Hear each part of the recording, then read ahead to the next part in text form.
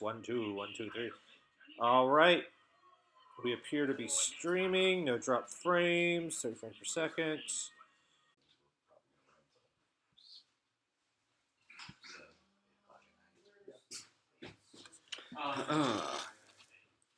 All right, chat room. Are we on? Yeah, might about 15 seconds. For 2 minutes. Wait for the chat room to tell me. Oh yeah, to see if we're live or not. Yeah. Hello, chat. Give us the sign. Yep. Okay, good. Yeah, we're live. All right, we're live. Hey. After some minor technical difficulties, which took half an hour to resolve. Let me actually pull up. It's fine. There we go. Hey. Now I can see us. You might want to minimize that. I am so tall in this chair. I'm trying to move it so we can see the. So we can actually. There, okay. There now I you can go. see both the thing and the chat room. Alright, do this actually. There we go. There's my thumbs up. It's me, Farad, Zach's arm. You guys want to come in too? We're exhausted. We are. Yes. We've got Nash here as well. Nash is standing behind me. I don't know what you guys are talking about. I could go another like 10 hours. Woo! That's all the cocaine. That's We're making movies like we is did in a the Hollywood 80s. picture. Yeah.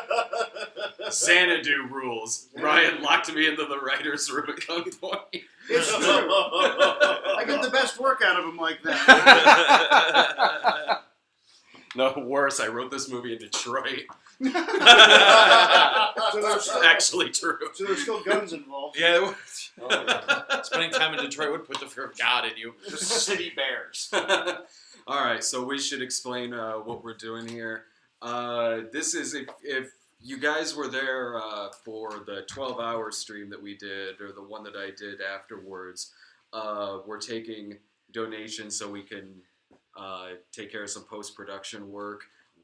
It's my fault. I had one too many horseshoes on set. He took a piss on the boom mic. Yeah, they listen. You know, when you gotta go, You're here for you one gotta day, go. and you fucking ruin I everything. know. So this isn't. It's not linked to like an Indiegogo thing or anything like that. So if you want to donate to us, you can send it to our PayPal, which will be thecinemasnob@yahoo.com. And what we did last time, we could do this time too, where if you donate between $50 and $100, you can, I'll send you a message and we can promote anything you want.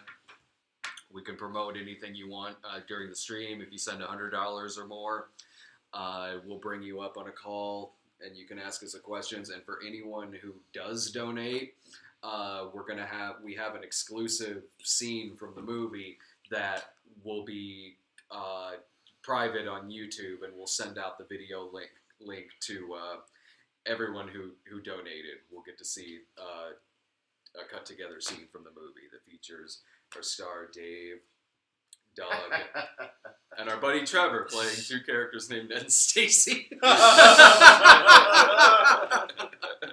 Oh, listen, Doug. I did say Doug. You said Doug yeah. before I said you. You gotta say Doug twice. Yeah. Well, then Doug before me? Fuck you. Someone sent me like a thing, like a fan-made poster for this movie on Facebook the other day. Yeah. And it's just like Doug and Rob are like second listed on it, and I just want to be like, okay, listen, I know they got the name recognition and all, but Farad here's like in most of the scenes. I would say so, yeah. Like, it would be second like most me, scenes. Farad and Allison would have to be the top. Farad Yeah. and Allison would be the top bill. Yeah. Absolutely. Okay. You're so somewhere underneath the makeup design, I think. yeah, we're just gonna shoot the shit for a little while. Fuck. Actually, I don't care. if you Already guys, paid me. if one of you guys wants to sit in for me for just a sec, I'm gonna put a link to the stream Sure, over on sure. Twitter. Oh, you got it. Yeah, all right. I'm doing it. Who's taking it? We're just looking at our dicks. Right here. There you go. You got a laptop right here. Hello, internet. It's the glorious return of the cinema slob. That's a joke that was only for 1 or 2 people in the audience. Farad included. Well, thank you guys so much for tuning into this live stream. We really appreciate all the support you've given the film so far. We need more cocaine money. Yeah, I mean, listen. Ryan's making us get up before noon. It's not cool. It does not fit into my lifestyle. I was jet lagged. I was in California last week, flew home, and then immediately took a train down to Springfield. So I am wiped. I need the coke to stay awake, folks.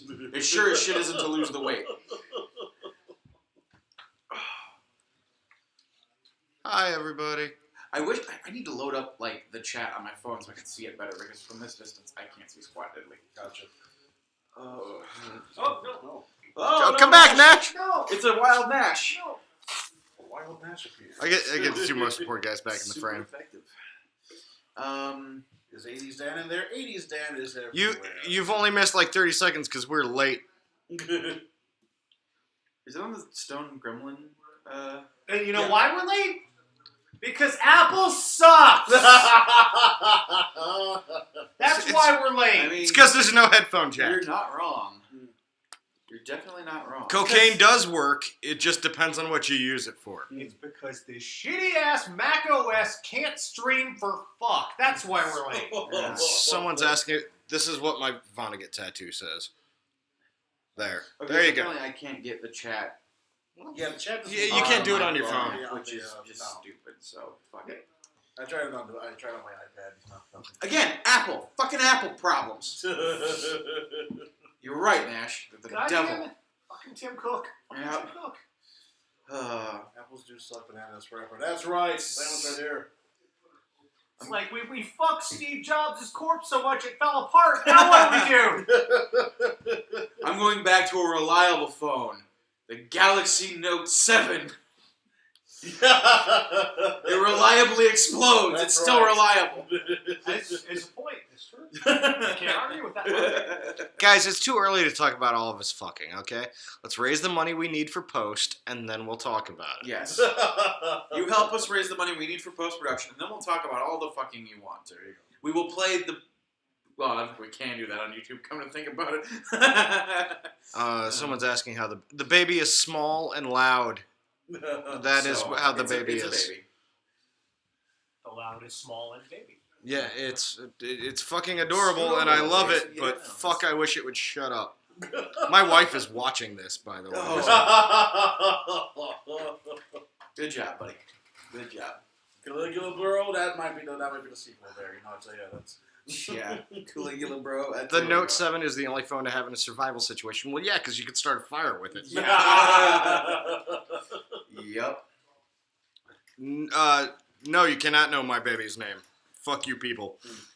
No offense, but, You you know. named your baby fuck you people? That's awesome! It's gonna be a real That's fun day. surprising. The first day of school. Okay, and I don't think I can say this name. No, listen, guys, no offense, but, like, my child is 3 weeks old, and quite frankly, there's a reason I don't friend people on Facebook.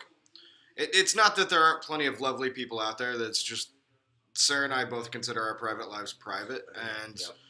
that's just And that is, it. you have absolutely every right to do that. You need to keep the Yeah. private stuff private. And then have, we love doing this stuff, but you know, we don't want to expose our kid to this stuff. Yeah, not yet anyway. Now our dicks, we'll get those out and expose Well, them all day long. I figure she's got no memory yet, so Yeah, there you go. Yeah, that sounds about right. They're all seemingly understanding. That's good. Zach. and also the Facebook thing is mostly really because I know a lot of you really hate me, and you don't need access to my mother.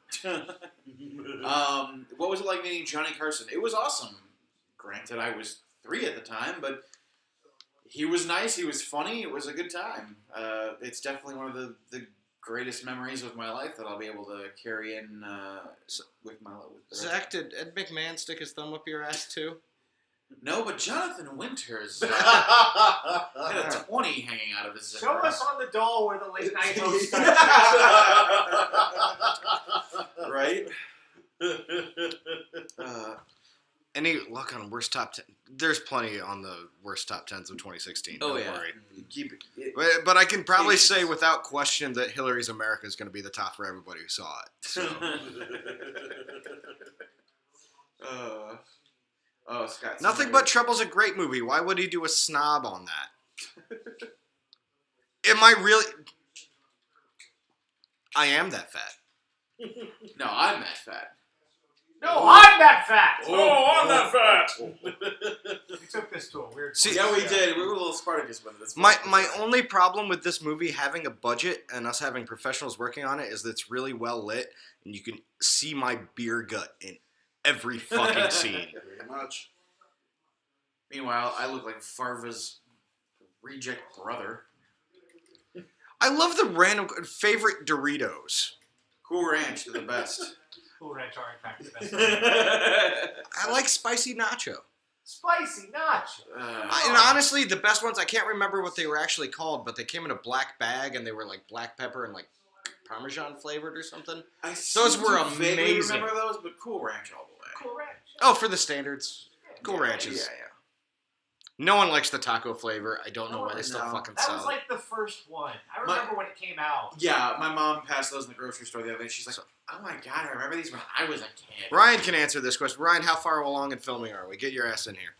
Be a director. Lean in, buddy, lean in. You got it. Move the Oh, camera. cool. We There are you go. today. We just finished day 6, and we have 2 more days left. Day 7, and then day 8 will be tomorrow, and then Sunday. So, it's almost wrapped. So yeah, we're more than halfway through. We've got tons of great stuff. Really, really funny gags. I mean, you know, we won't give all the gags away. I can't wait for you guys to see some of the stuff we filmed today. It's pretty awesome because I mean, we've basically gone full Looney Tunes. Yeah, that's the best way to describe today's filming. And it's everything I've ever wanted it to be. We corrupted a minor. We also corrupted a minor. That's good. It's not the first time, It's not the Nash. No, first it's time. not, definitely not. It's not the first Might time. be your first time. I always remember my first time. Do you expect the movie coming out next week? Sure, no problem. Yeah, We'll get that's. you the rough. We'll give you the rough cut.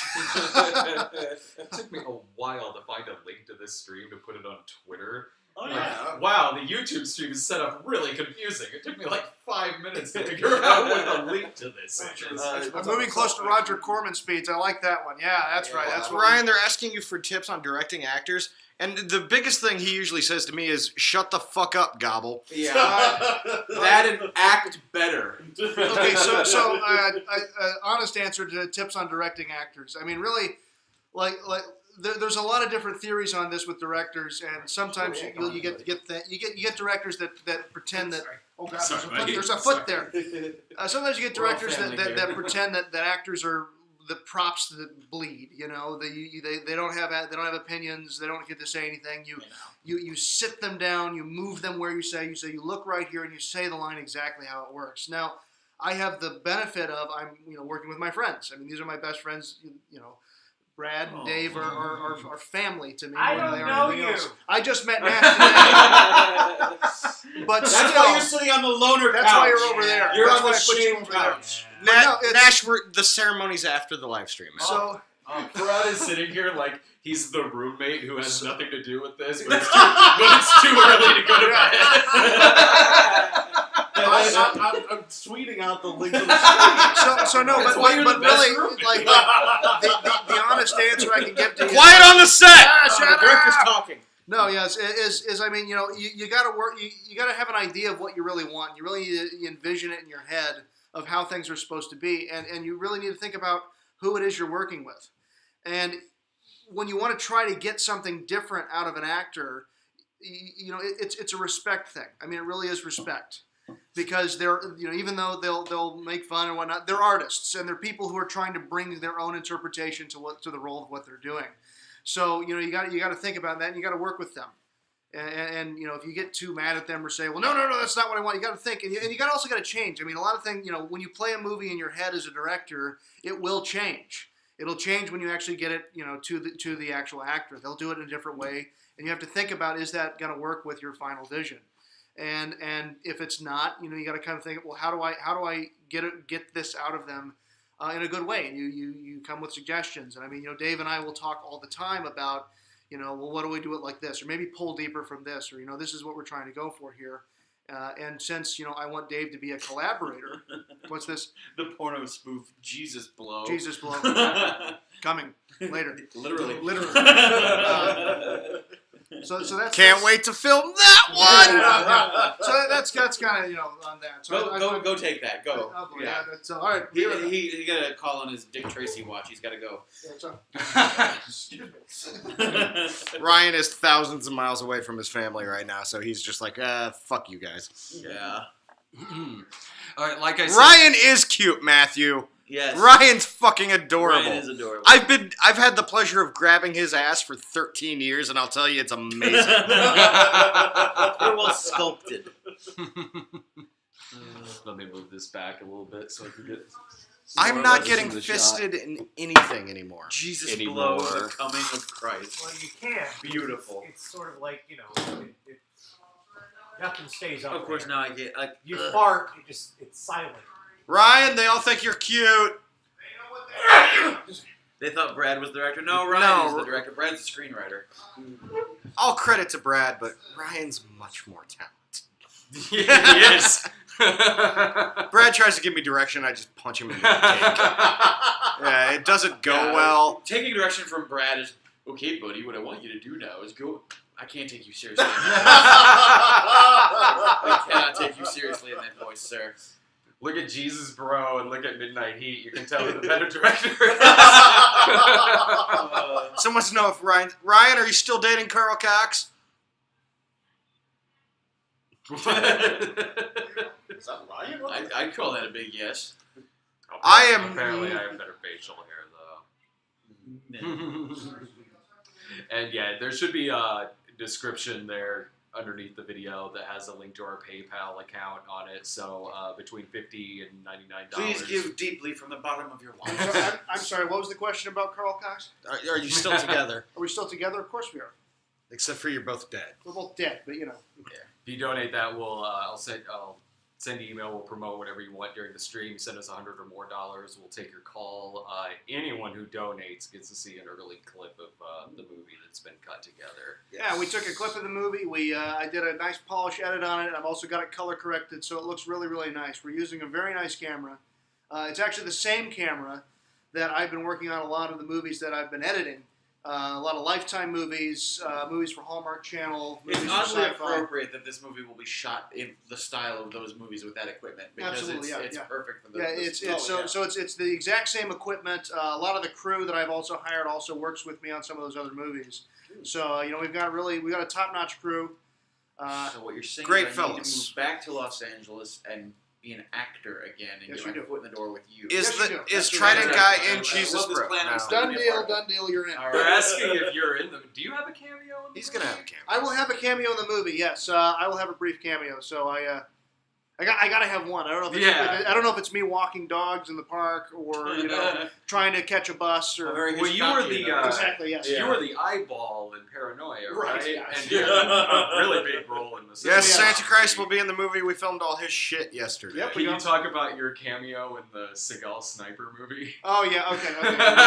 There you All right. go. So yeah. All Come right. on, So yes, bring it in. one of the probably the most renowned movie I worked on recently was a movie called the final title was Sniper's Special Ops, starring one Steven Seagal And A Van Dam. and a Van Damme, not the one you're thinking of, not the Rob Van This Dam? was Rob Van Damme.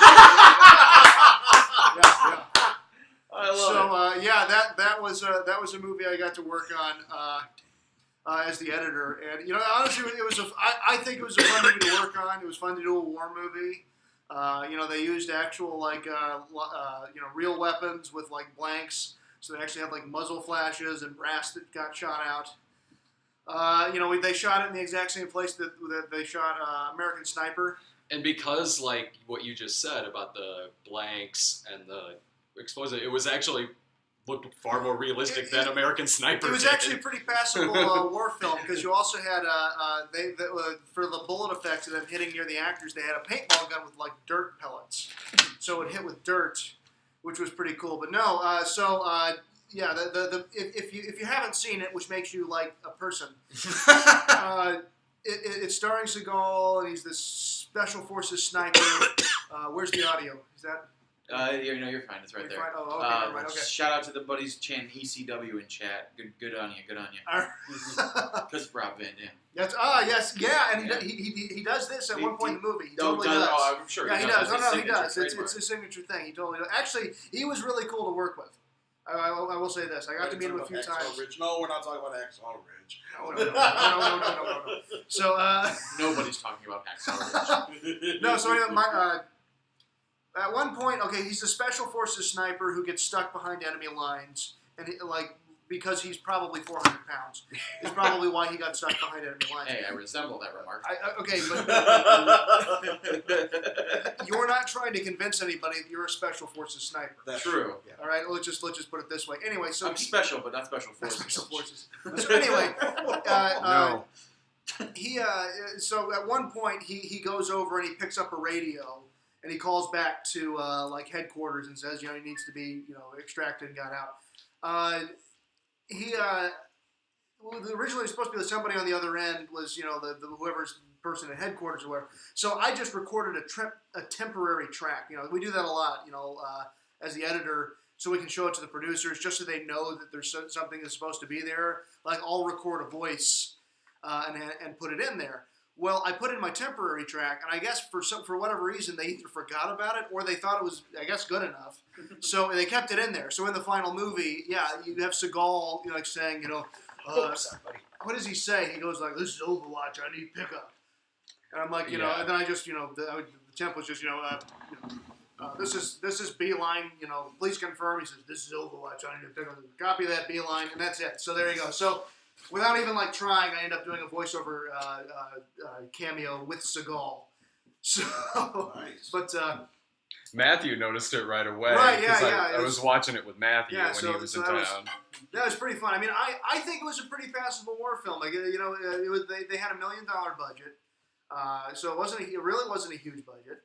You got 3 extended war sequences in it, and for the time I was cutting it, it was like playing with GI Joes.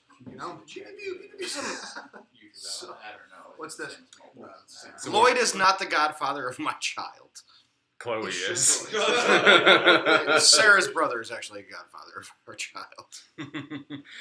Someone was asking us earlier if we're ever going to get around to seeing the Pure Flix Columbine movie. Well, it didn't come to Springfield. It didn't come to Springfield. And Brad and I have talked about it. We're going to try and find a copy for after we're done. We'll see. Because we both want to see it. Mm-hmm. We both want to review Somebody it. asked me about paranormal sex experiments. And I'm afraid... I don't do the snob. Brad does the snob. Paranormal Sex Experiments. Yeah, that was one of the bikini movies I edited. Oh, okay. Yeah, I worked really hard to get my name off of it, but clearly it didn't. It still doesn't.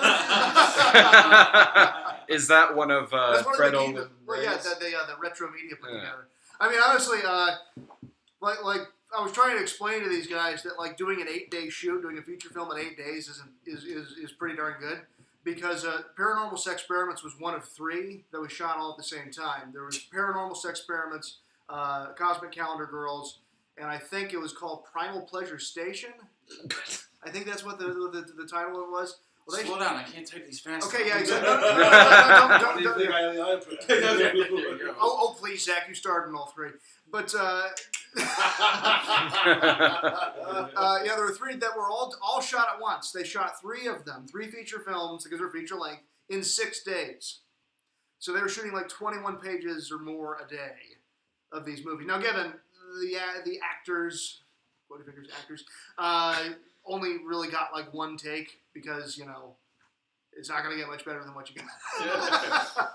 So that was an interesting experience. Let's just put it that way. I like the guy that just types in titties. Titties. Not a question, not a response to anything, just titties. I mean, hey, man's gonna Boobs, have bro. some priorities. I didn't direct those, by the way. I edited those. I cannot take any responsibility for them other than I edited them. One guy. I've jerked off to all of these. Okay. The question about why we're actually doing this. Did the budget run out or is new expensive ideas?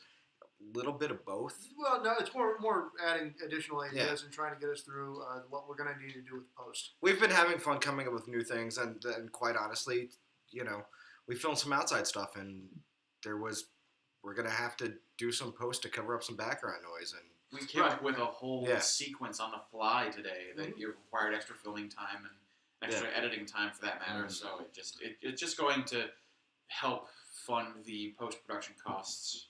Yeah. And make sure that you guys get a great movie in a timely manner.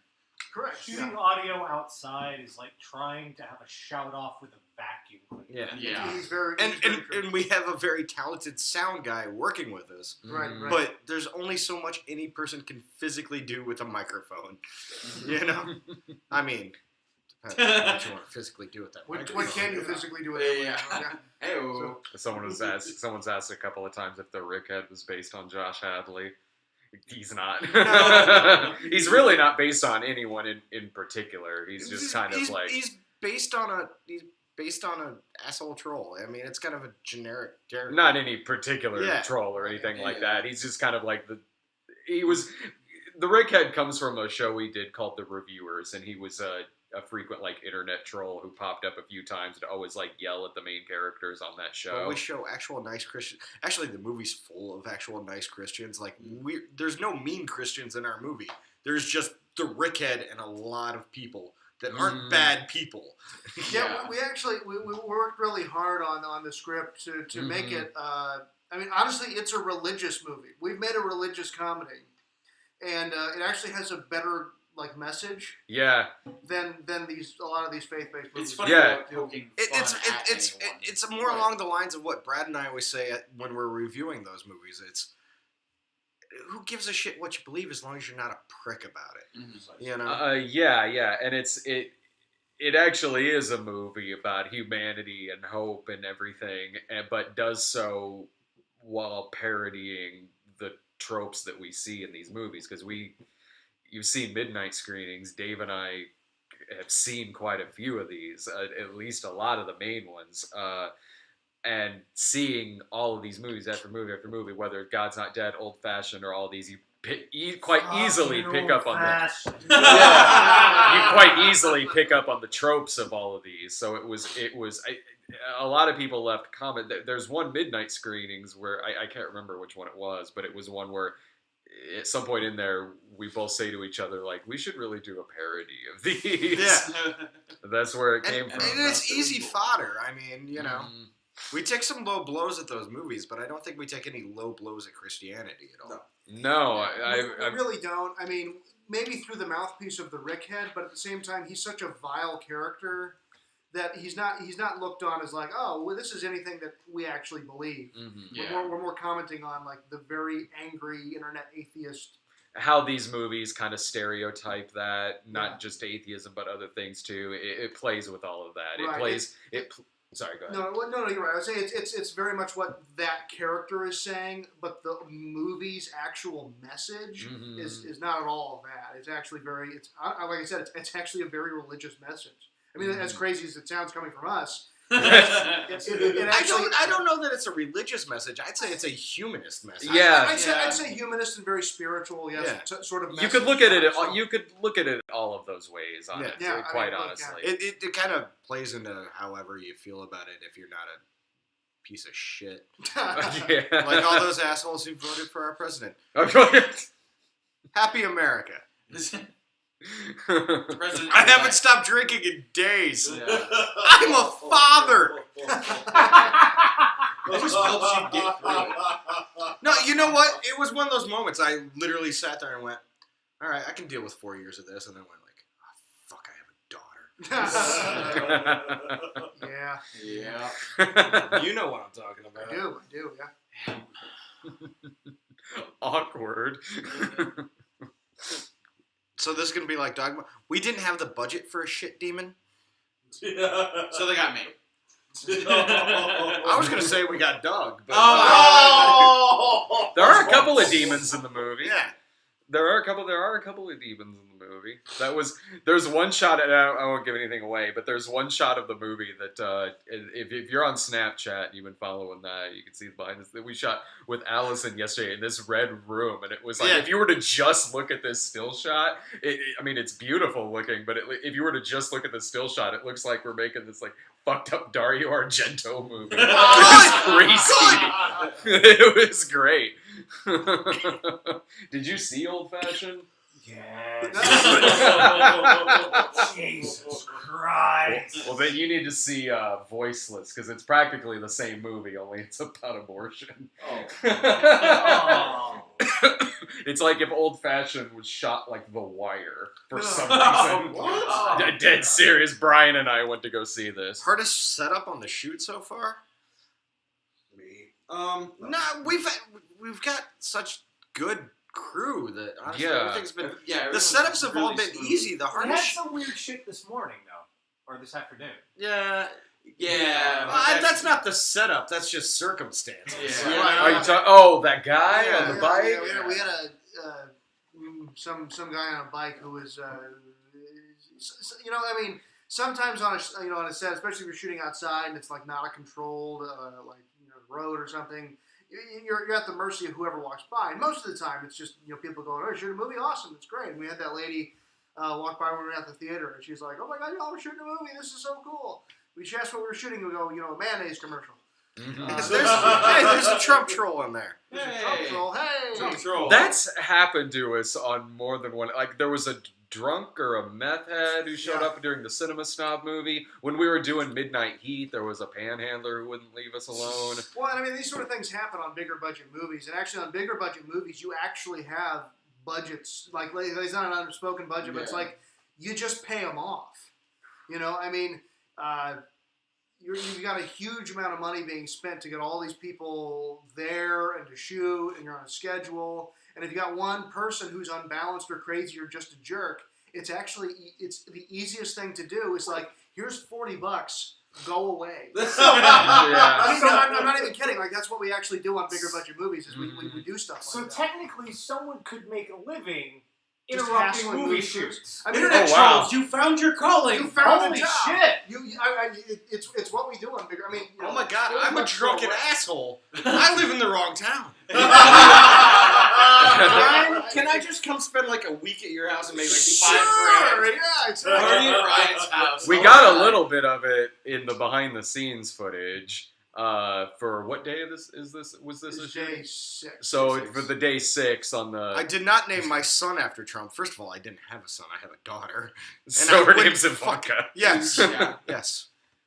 I was like, I noticed the police eventually showed Right, up. we with did the call the officer. police. Mhm. Because I mean, the thing is the guy was dangerous. And when you could tell when the police first showed up, the very first words out of his mouth was, "I wasn't doing nothing." Yeah. So he was a little experienced with the whole procedure. Yeah.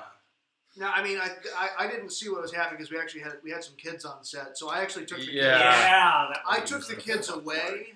It was like, let's go for a walk. Let's go over and shoot like a scene like on the other side somewhere else, because I didn't want them. I mean, even best case scenario that like he just gets mad, gets unruly. I was like, I don't want the kids anywhere near this. So I took all the kids off set and moved them to another location. But I didn't really see what happened to them. I guess the police officer. The cops showed up and like they didn't take him to jail or anything. They took him home, right? Yeah, there's like, oh, we're just taking him home. That's great. I mean, but like the reason why he was dangerous was he was like riding his bike through traffic. Yeah. Like that, Yeah. I mean, A busy street. he wasn't too. necessarily bothering us. It was just like he was riding his bike through traffic. So, It is pronounced Goebbels. girls. Yes, it's a running joke whenever we do something like this. And it's like, so gobble? It's like, no, it's pronounced Goebbels. Girls. Someone's asking if the movie's 4K. Sure. The camera. Yeah, you know what? Does that sell it to you? Yes. 4K, it's 4K. Well, I mean, I guess if I can get into the tiny bit of technical, we're shooting on a camera that does shoot 4K, but no, actually we're recording in, to get technical, ProRes 422 HQ. And the reason we're doing that is for two reasons. One, the editor that we're using, I mean, it's really, really hard to just edit 4K footage. And two, our distribution method is either going to be web, which, I mean, HD is already perfect for web anyway, or even Blu-ray. So, which again is HD. It is highly unlikely that we would find any type of distributor that would want in 4K. Yeah. So it basically means that we're saving, twice the amount of space on our camera cards and on our hard drives by just shooting in what is effectively 2K, but it's ProRes HQ footage. And let's be honest, none of you people watching even know what 4K means. So, No, honestly, yeah. And then even for those of you who do, Nash, don't insult the audience. That's Dave's job. for those of you who do know Kinda what is. 4K is, and if you're people like me that like, if we got onto a big enough screen and got close enough, we could start maybe giving you the tiny bit of details of 4K. It's not a difference. I mean, and here's the other thing: is that the camera we would love to shoot on is a camera called the Arri Alexa, which is one of the best cameras. I mean, their movies are shot that win Oscars on the Arri Alexa. The Arri Alexa is only a 2K camera. We're not winning an Oscar, by the way. By the way, there's Speak for yourself. no. So it's like if you want to get it has to be 4K. But I will tell you just a little anecdote from just somebody I know who's another cinematographer and director who makes horror movies.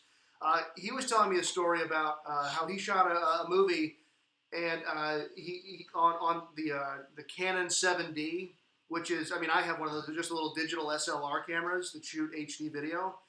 He shot the whole feature film on a Canon 7D, and when a distributor or producers asked him, they said, we want this in 4K. We won't buy it unless it's 4K. Is it 4K?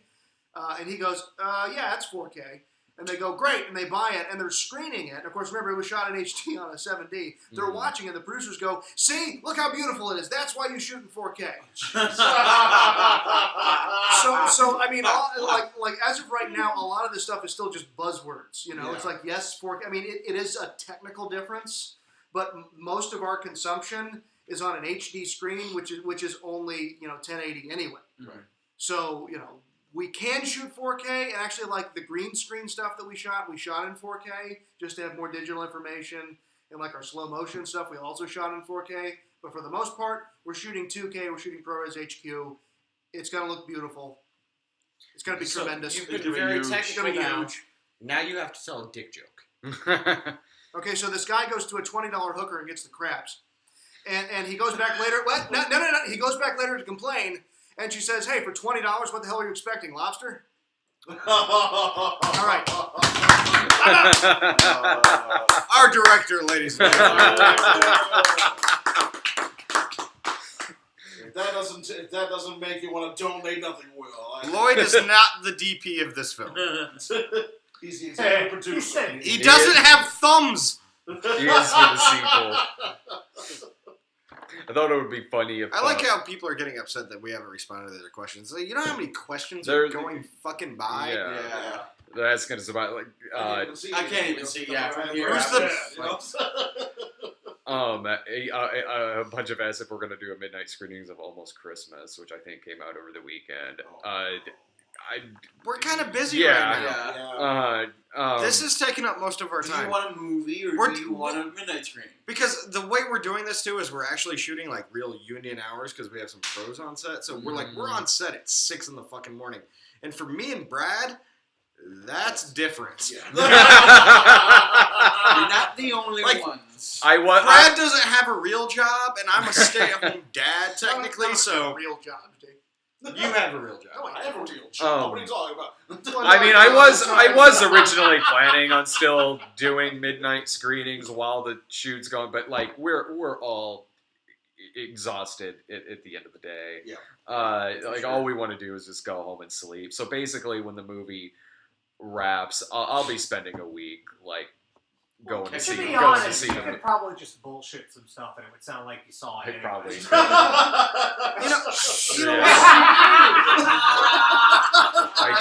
this poor baby Dave and Brad have to wake up at regular people hours. Well, you know what? Tell you what. Fuck you, sucker. No, really. Go to your real job. Fuck you. It's really nice being self-employed. You know what happens in regular people hours? You meet Jack regular shit. people. Yeah. Fucking hell! Who wants to do that? And if I was used to getting up at 6 o'clock in the morning, I'd be used to getting up at 6 o'clock in the morning. Honestly, I really don't. I typically get up anywhere between like 9 or 10. It's not like I sleep till like 2 in How the much do we afternoon need? every day. We'll take as much as we can get. Mm-mm. We don't need like 10 grand. No. But the more we can raise, the more we can raise tonight. Honestly, it's good. Like honestly, our quality is so good that we're not used to it. Ryan might be used to it, Put but it we're this way, not do used you have to a it. healthy white child? They're worth money. Yeah, they are. Oh, if anybody wanted to know after the last live stream, my baby is white.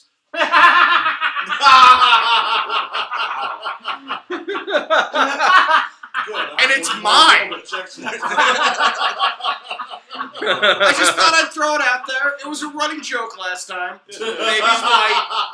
It looks like me, which is a sad thing for her. But I know it's mine. I don't know when there's going to be someone's asking when the dance and it's on. Snozz. I don't know. Like, probably sometime next year. Any drunk Brian stories? Not lately. Yeah, no, not the most recent one I can think of. I think it was the New Year's Eve party, maybe a year or so ago. And when it got to be really, really, really, really late, we decided to I don't know. We were playing like beer pong with like whiskey or something. I can't remember. But anyway, one of the She doesn't have a unibrow. one of the cups. We snook some of the hot sauce that's called like hottest sauce in the universe. We snook some of that in one of them, and Brian got it in there, but Brian didn't know that was there. So Brian, very drunk, picks it up, downs it, and just goes, "Oh, why is it so spicy?" And just goes on to something else. And then the next day, he came over because I think Letty left like her purse over here or something. So Brian came over.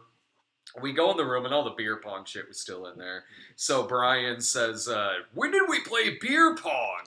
Like 4 in the morning or something, man. You don't remember? I was like, "You drank the thing of hot sauce. It was in one of the cups." Brian pauses and he goes, "That explains so much." The poor guy had the hungover fire shits all morning. I had no idea why. The hungover fire shits. My Aquabats cover band. I don't know when I've been getting asked a lot when Shot on Chitio is going to be released. It'll be after Jesus Bro. It'll be after Jesus Bro is released. Jesus Bro is the much better movie. I'll tell you that right now. Can you still donate after the stream? Yeah, we'll take your money. absolutely.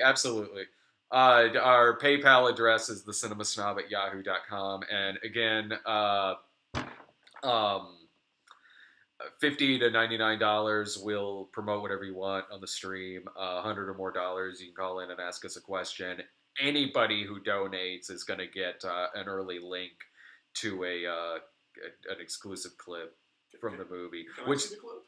What? Yeah. Oh yeah. You just got to donate, man. Dang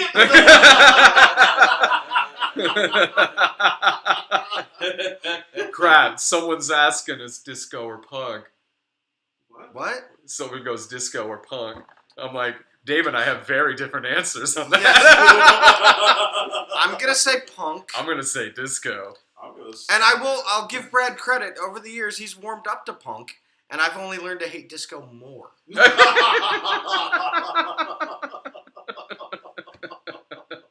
No, actually, I do like punk music. I do, but disco it truly is one of my favorite genres. My favorite band's the Bee Gees. Like, of course, I love disco. How much can you donate? As much as you want. Yeah, as much as you want without going into debt. Shut the fuck up! Let's be honest. We're not going to live to pay off any debt. I'm not happy about the whiskey and plastic either, but I didn't need a full pint. I just wanted a half pint, and I like Jim Beam. We just delicious. Can we have disco punk? Yeah, Blondie. I was just gonna say. Hell yeah. Yeah, I've got Caligula on vinyl. I definitely know my. It does. The Caligula vinyl does have a disco version of the theme song. Favorite. It's a weird thing that happens. This is a question I actually. This is a question I like. What's everybody's favorite Coen Brothers movie? Lebowski. Big Lebowski. Yeah, Teddy Lebowski. It's an easy answer, That is but an like easy answer. Honestly, Miller's Crossing.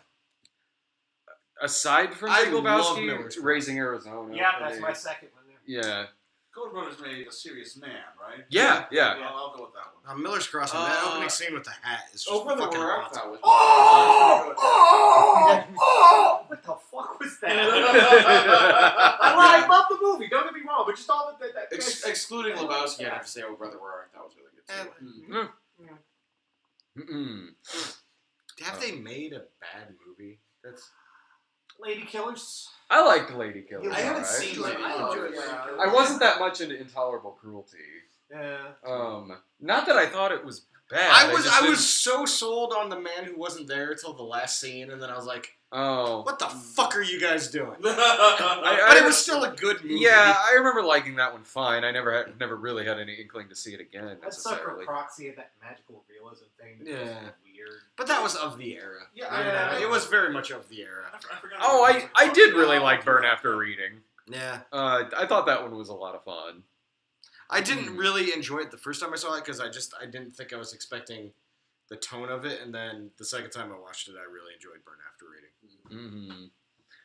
Someone's asking if I'm going to review the Cinema Snob movie as the snob. How I don't hard know. would it That's be to so make a meta. parody of shitty musicals? You know what would be really funny about me doing a review of a snob episode on the Cinema Snob movies? You could legitimately comment and say, Nostalgia Critic did it. It's true.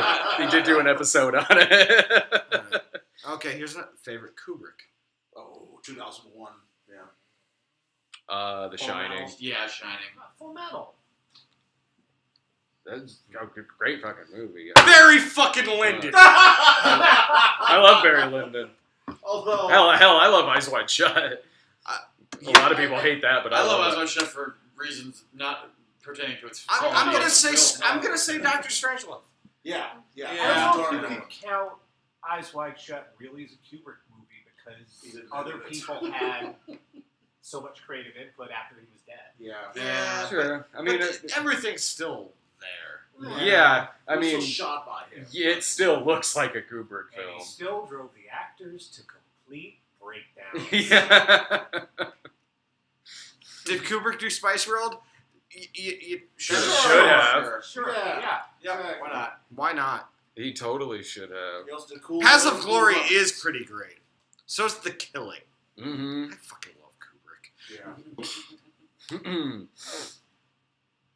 Yeah, that went 2001. So my all-time favorite I'm movie. gonna- Did we donate to Jake's Kickstarter? I sent it a virus. Not really. No. No. Ben, that's the last Jake question we'll answer tonight because it's fucking pointless. Who doesn't want to answer Jake Busey questions? Well, the president's his dad now. Oh wait, no, that's one of the Trump boys. I'm sorry. He looks like if Jake Busey got hit with a stick.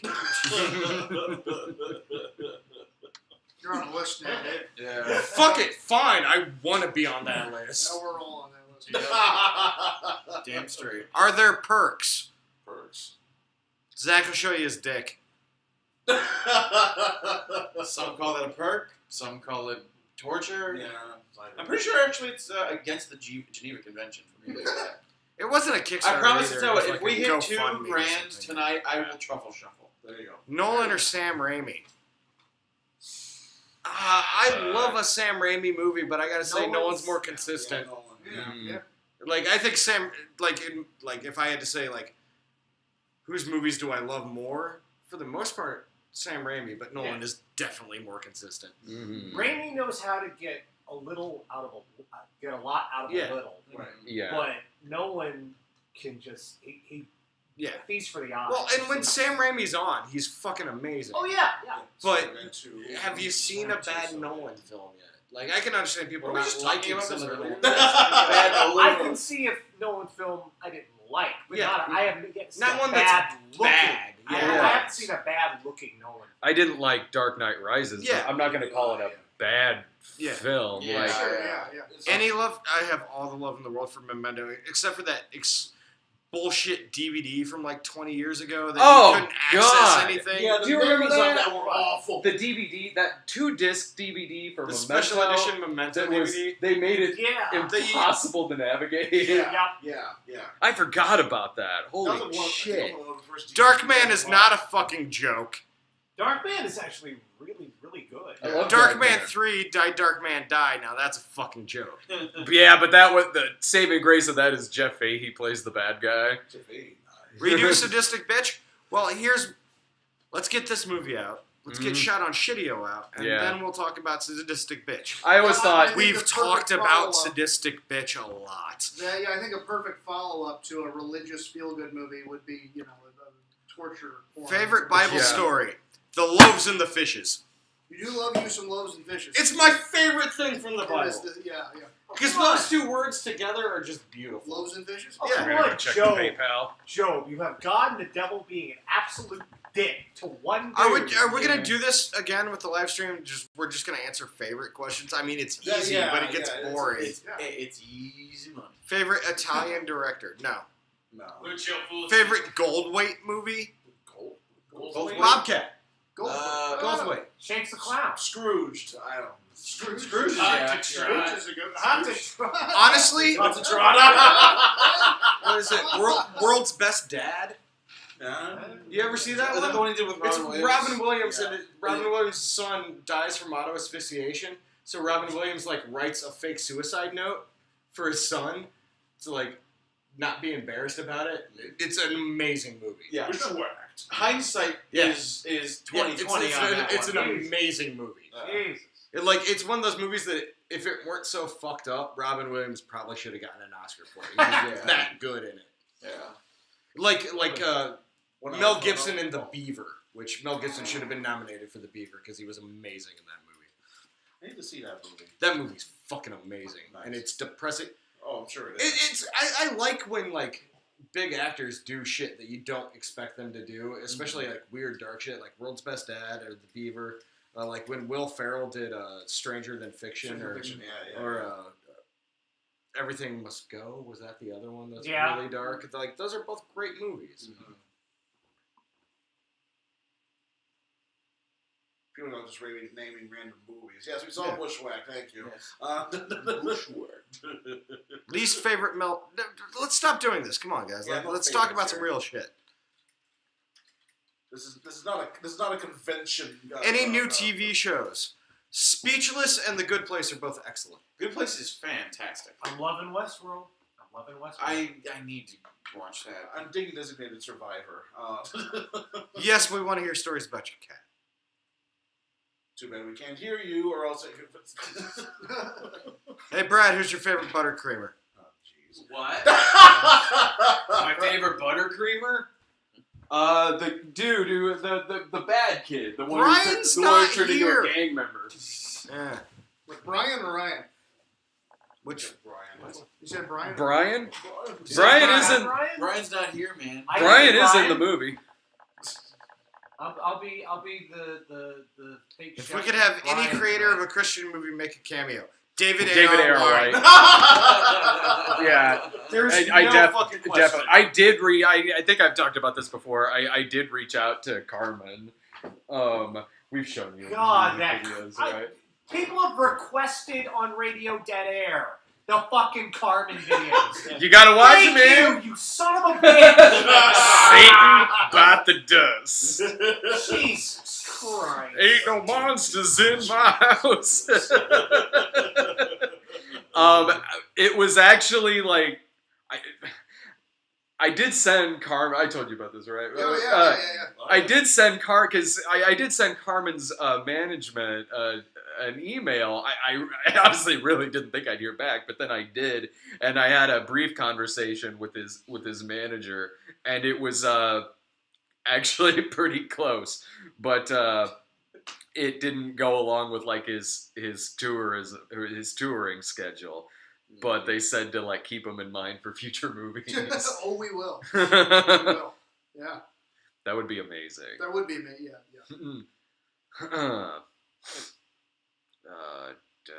Why did I what? Why did I disable anonymous asks on Tumblr? Because you gotta grow a pair and come out from under your pussy sheet and say it to my face.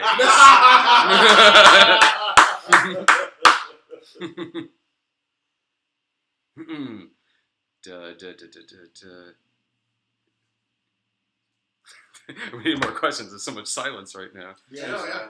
I don't want any more favorite questions. This is not a convention. There. Any what? That help? We could have taken the camera upstairs and Dave ripping ass.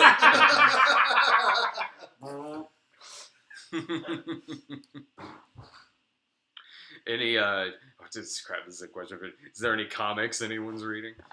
No. Seeing a lot of comments on stage. That's a Dave question. The Dave question? Boom Studios. Any Mighty comic Morphin Power books you're Rangers reading comic right now? series is really Comic good. books I'm reading right now. Honestly, anything Ed Brubaker writes.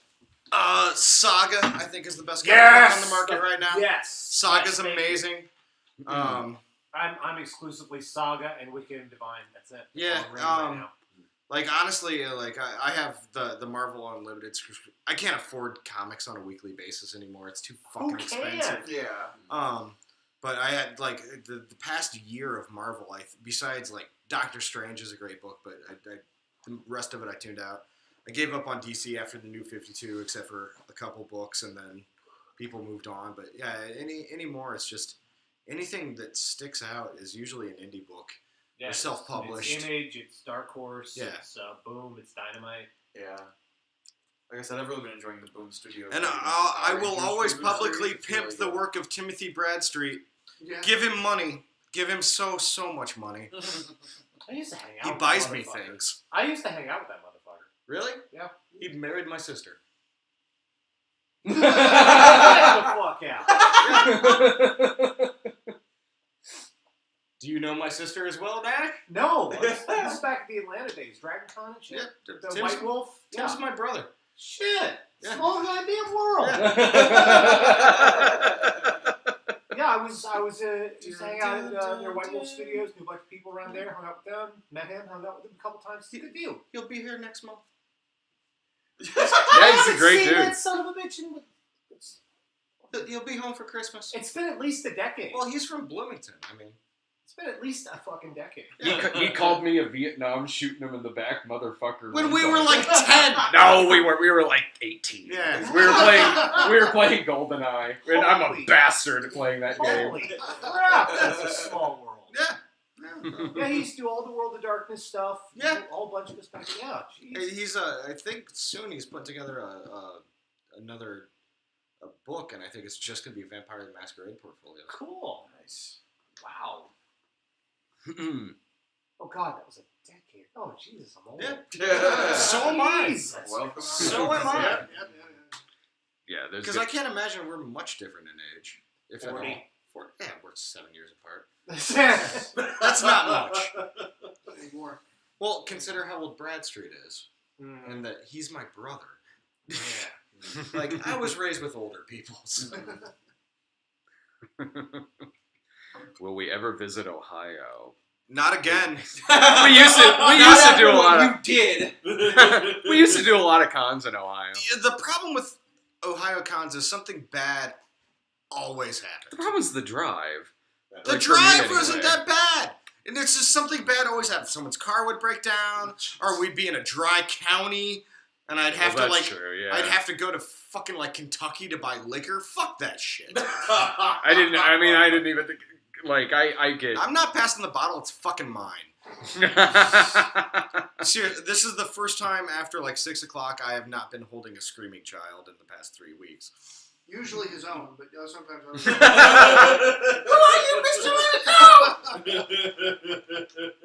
Please, a kiss of my baby, Senor Dave. What the fuck are you? Brad's not Italian. I'm not Italian. I'm like Scots Irish. Jesus Bro in theaters. Sure, why not? Sure. That'd be sweet. Are we gonna do a theatrical screening of this? Yeah, we're gonna do some screenings. I mean, we have some connections with a handful of companies. that we're going to try to get this thing to. I mean, it's always Nice. it's always to try and get it to. Mm-hmm. If we can, I mean, it works like this. I mean, we need to be able to finish it and do it the right way. You know, if we have a really good product, we can get it to distributors, Mm-hmm. and that's where we're at. Well, so far we have been putting together a phenomenal product. You know, with the funds that you guys have already given us, we have done amazing things. Distributed by Pureflix. Only if they don't watch it first. If they don't watch it first, Yeah. We were talking about this. We were like, should we just for shits and giggles submit this to Yes! Netflix? There's something so right about the fact that the biggest budgeted movie we've ever done is a Rickhead movie. It just seems right. I love that we waited for, a movie where I'm the lead, and we waited for me to get fat. We missed my prime by a couple years. We waited for me to get fucking fat to do this Dave, shit. look at it this way. Next to me, you are fucking a hunk, alright? I don't like, see it, but I mean, I think you're a beautiful man. you guys have which Punisher movie do you guys like the best? Warzone. Yeah. Warzone's a lot of fun. You know what? Really looking forward to Give me Netflix show.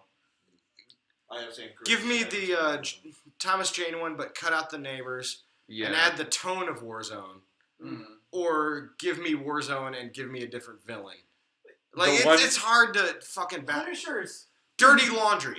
Dirty Laundry. That's the best Dirty one. That's Laundry is fantastic. fantastic. Yeah. Yeah, absolutely. And that was what Thomas Jane just sort of was that out of pocket or? It was the same guy who did that same weird produce. It's the guy who produced Dread. Oh, Alex Garland? No. Avi Shankar? Yeah. Oh, okay. Yeah. Or, something like that. Honestly, the one I've seen the most is probably the Dolph Lundgren one. Yeah. It's like, I'm not saying it's a good adaptation, but I But love it's a that fantastic 80s action movie. I movie. love that movie. That's honestly one of the first action movies I ever remember watching. When we were watching that movie, we didn't realize we were watching a Punisher movie. I know. Well, not because, we didn't start, it happened to be on TV that way, so we caught it, maybe halfway through. This was, grade school. And we were like, I don't know what this is, but it's fun. This crazy geisha lady's great. Yeah. And then at the end, when he has that little, monologue, and, Lou Gossett's on the roof, Frank! And then it's the ending credit that just says The Punisher, and both of us went, The Punish? That was The Punish? No other Punisher movie has that much of Dolph Lundgren's ass. So. That's the final shot of the movie. I think it's the opening shot. Patrick's assistant directing skills? Well, isn't he a line producer? What the fuck? What, No. Patrick? Yeah. Oh, he's first AD. He's first AD. Yeah, Patrick's our first He AD. does have some mad skills. He He's got does. mad skills. He was yeah. doing handstands while we were trying to fucking film today. That's but true. All first ADs must be able to do handstands. Yeah, it's true. It's in the contract. You can see him in the behind the scenes footage. Well, this hasn't been made Posted, live yet. yeah. This one hasn't been. It's day 3.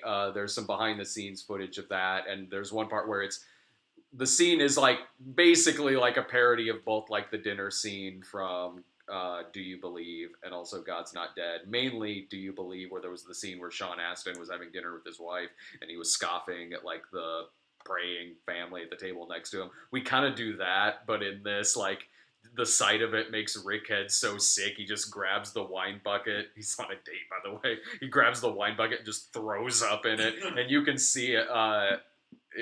You can see behind the scenes, Patrick is in the background as one of the extras, and he just has his hand just over his face because Cracking up. it was the gargle one that we did. I think it was the last one, because Yeah. we wanted one where it sounded like Dave was gargle puking, and and Allison is, oh my word. Yeah. Tamara comes running up like, my God, sir, are you okay? Thoughts on Leonard Cohen? As bad as this week has been, Leonard Cohen dying was the worst part. Yeah. But we still have Tom Waits and Nick Cave, so we're all right. Shut up! Good God, jinx us! Don't give 2016 any more ideas. That's what happened on. That's what happened on Double Toasted when David Bowie passed away. Dude on there goes well, what's next, Prince or something like that. It's like a Favorite serial killer. gun? 2016 is a serial killer. Only Yeah. two of us can Right now. answer that question. What What is it? Favorite gun? Favorite gun. Gun. James Gunn. I'll allow it. Yeah. Yep, James Gunn. Honestly, I've got a little .22 Magnum repeating rifle that I think is just the funnest toy in the fucking world. But I've got an NES Zapper. yes, I got an Atari XC light gun. Yeah. Okay, guys, we got a phone call. oh yeah. Sweet. Who are we talking to? We are talking to Jeffrey Spur. If I can, Right. let's bring him up on speaker. Welcome. Okay, there. It's letting me talk. You know, I should have just. I should use my. My little speaker here too, so it'd be a little bit louder. That's all right. We'll do that later. All right. We'll call him back. 2016's death toll was like 80s Bill Zabka. Hello? Hello? Hey, is this Jeffrey? Yeah, Hey, man, you're on the live stream with us. How you doing? Woo! I'm doing good. Sorry if we sound really tired. Okay. You got a question for us? Yeah, I have a question for Brad. I'm Brad. Earlier in the year, I sent you a Blu-ray of The Raid 2. I'm wondering if you've opened it, if you've watched it.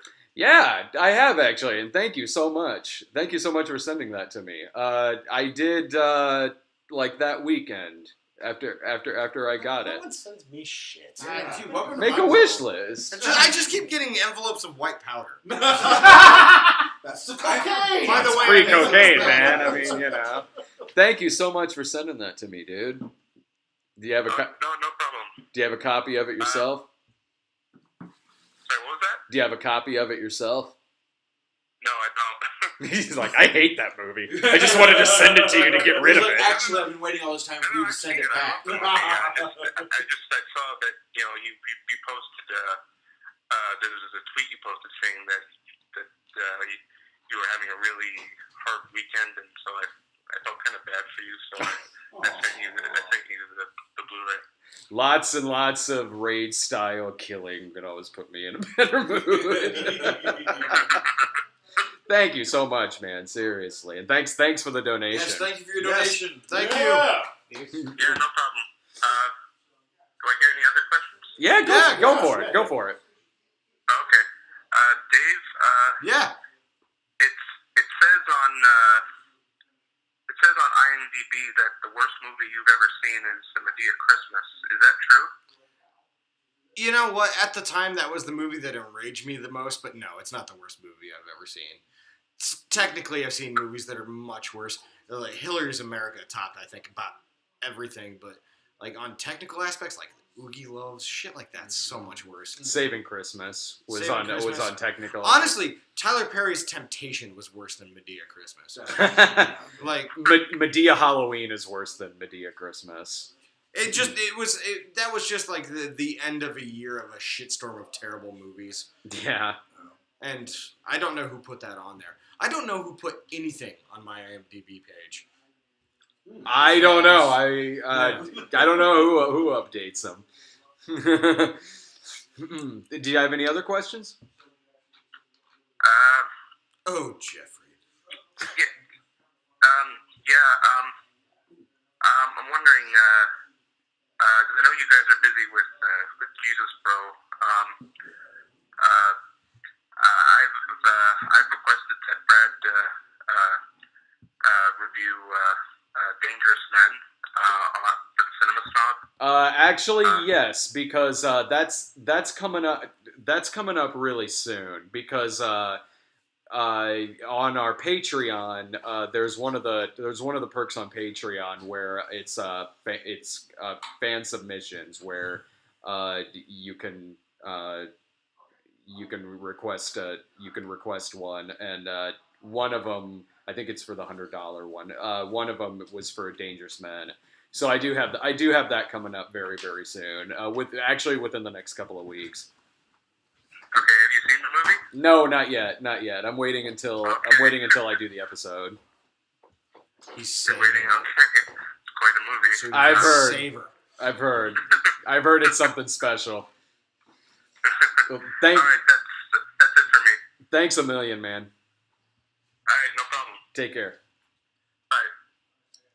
And if you want to come on a call with us, just donate $100 or more to our PayPal account, which is thecinemasnob@yahoo.com. If you donate between $50 and $99, you can promote. You send us a message back. You can promote whatever you want. We'll read it on the air. Anyone who donates, no matter how big or small it is, will get a link to a clip, to an exclusive clip from the movie. And that's something that's actually really new for us on this movie, is we have someone on set who's been Editing as we go. Yeah. Or doing a rough cut. doing like a rough assembly This is a cut. question we should actually answer. Indiegogo backers, the perks will be distributed probably at the end of production. We want to get this stuff out of the way. You're definitely getting everything before everyone else.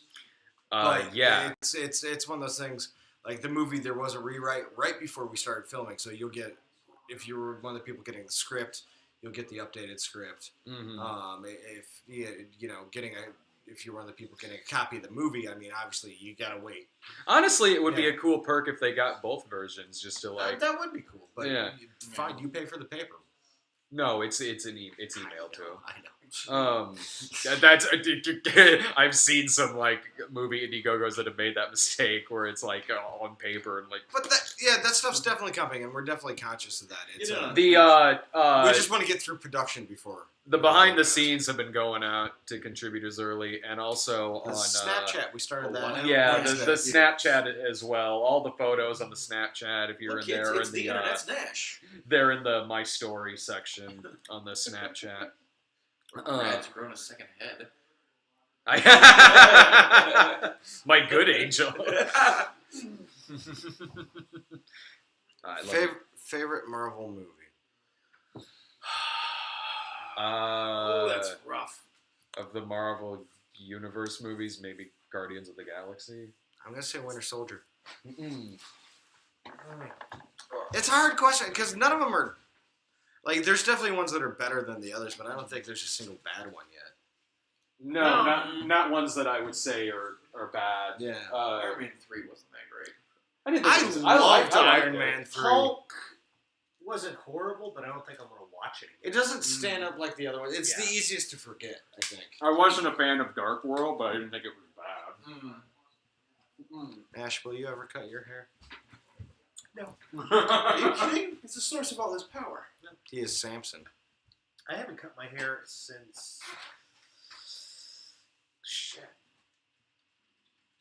the 90s. Not even a split end or anything? A trim up? I'm sure you keep Those the just ends fall trimmed. off. Oh, Those just okay. fall Yeah, they off. do. Look at that. I'm name. cheap. Are there Whovians in the house? Yeah. Yeah. Did- Yeah. I've actually been rewatching from Sarah and I started rewatching from from the Christopher Eccleston season. We started doing that the other day.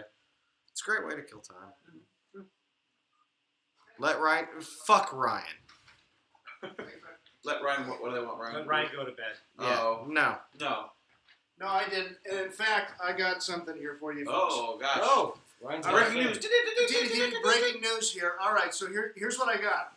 As many of you are painfully aware, my mentor as a filmmaker is Anthony C. Ferrante, the director of the Sharknado movies. I was just on the phone with him. Yes, that's true. And he has offered, for the help of our fundraising purposes tonight, a special offer for our top 5 contributors today. Oh. Ooh, this sounds good. For our top contributor during our stream, the person who gives us the most will get a signed copy of the 3-pack of the first 3 Sharknado movies and a Blu-ray of the 4th Sharknado movie, including a signed mini poster for Sharknado 4, all personalized for you. The other 4 will also receive a personalized mini poster of Sharknado 4 signed by Anthony C. Ferrante. Nice. That's right. Untouched by Tara Reid, so no worries of Untouched by Yeah. Tara Reid, no reason. No worries of any diseases of any Yeah. kind. So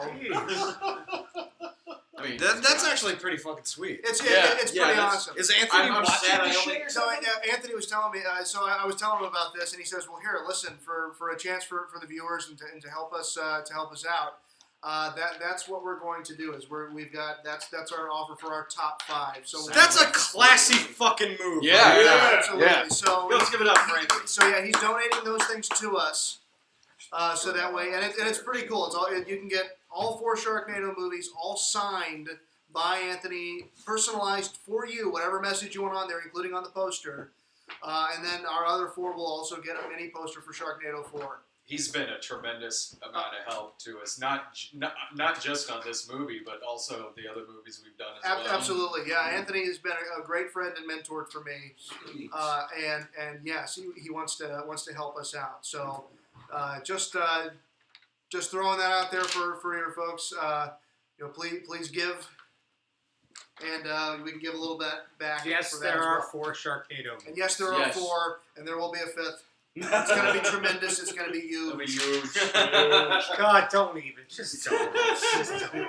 It's too soon. I'll be the one to scoot in and start reading things. Oof. All right, let's see here. Maybe Ryan should sit on the couch and Zach Lavoie should stand up. If I stand up, you will not see anything above my, this, because I'm too tall. Was Zach in the film Parenthood by Ron Howard? Yes, I was. That is actually me. It's on my IMDb. People say, Jerry Maguire says, "Hi, Zach. Hey, show me the money." Just came back. Who's hippie Nick Kroll? I think they're talking about you.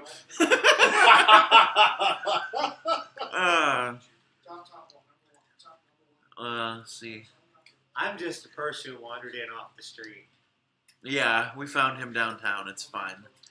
Favorite Tarantino movie? God, it's probably Pulp Fiction. Where is Brad? Brad's taking care of business, quite literally. He will be back shortly.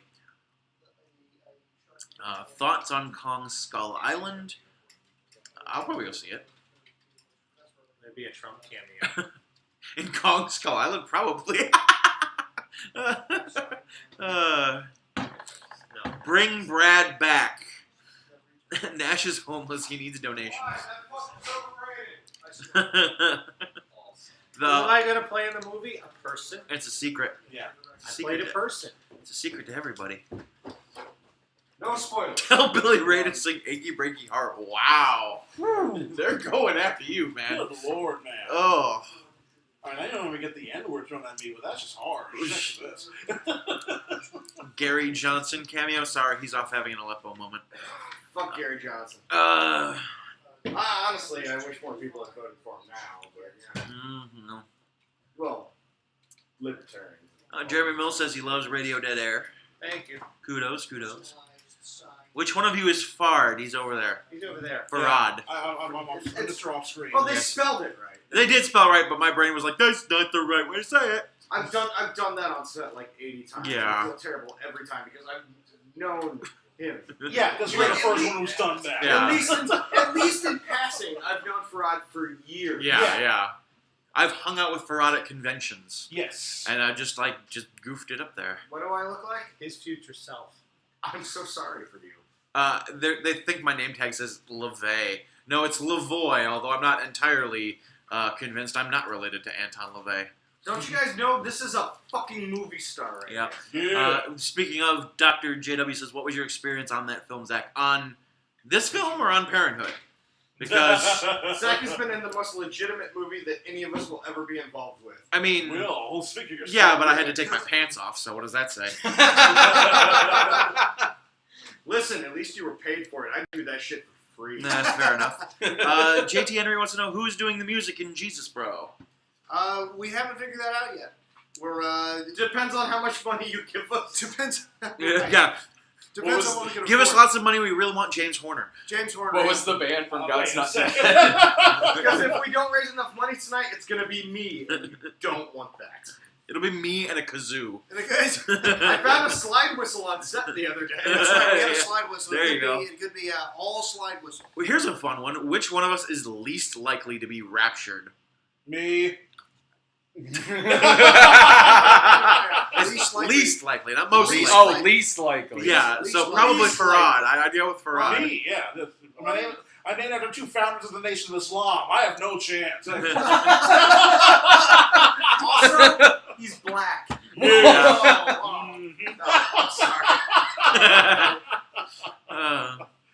I'm gonna go on record shaking my head on that one.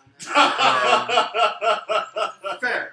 Yeah. We'll get on set tomorrow and be like, Ryan, why did you add that line to the script?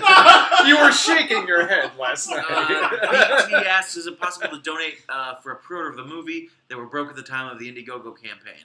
What was that? BT wants to know if it's possible to donate now and get a pre-order of the movie. They were broke at the time of the Indiegogo campaign. That would be kind of hard to keep track of at this That'd point. be really hard to keep track of. Yeah. But Mhm. just donate a couple bucks and then get a copy of the movie. Right. Yeah. Yeah, I mean, Send donate a Pure couple Flix bucks a if free you can. copy of Jesus, and we'll bro. have the That's current the plan plan. is to have it be available, through Some kind of streaming rental. some type of streaming rental. Is when it'll actually come out. So we're trying to keep it affordable. But if you want to spend more money on a physical copy, that's okay with us. So yes, we will also be making. We're gonna try for Blu-ray this time because DVD is just kind of. Yeah, we're even talking about doing that too, with how the like quality every of what we're doing is too good. To just, how every year we have like another snob DVD like on erotic fantasies and nudies, rudies, and crudies. We're just gonna start doing that on Blu-ray now. Yeah. Will there be a 3D release? No, I'm kidding. 3D A release? 3D one. Yeah. It's We're going to be a post processing There- that processing to make it all 3D. There you Absolutely. go. This is a It's just gonna 3D be snob one episode. scene, though. I like that kind. What's Guys, it's been over an hour. Time for an orgy. All right, lube up. This is just the foreplay. This will be the biggest collection of man tits you'll ever see. Listen, I didn't wear my party animal shirt for nothing. All right.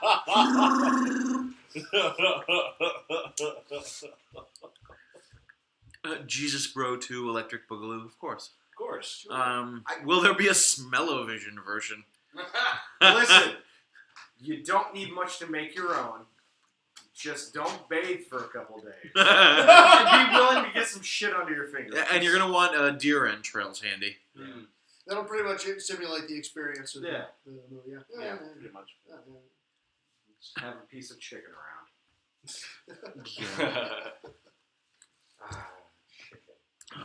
Chicken's the other theme of the movie. Yeah. Food, there's a lot Yeah. of food jokes that we have running around. Specifically always fun. Chick-fil-A. Although it's called something else in the movie. What is it called in the movie? Oh, I forgot. It's not Chick-fil-A. It's No, like no, I couldn't. Christ chicken or I something think I like called that. it temple chicken at one Temple point. Okay. Yeah. I don't know if we actually ever say that though. I don't know. Someone asked, would Ryan over. edit a Marvel movie if asked? Why the fuck would he? No, he's not hurting for No, work. serious answer is that I would. I mean, I'd love to work at that scale. We need like But what's interesting is that at that scale, they usually have more than one editor working on it. yeah. And actually, I mean, I would love to work on something like that. It would be great.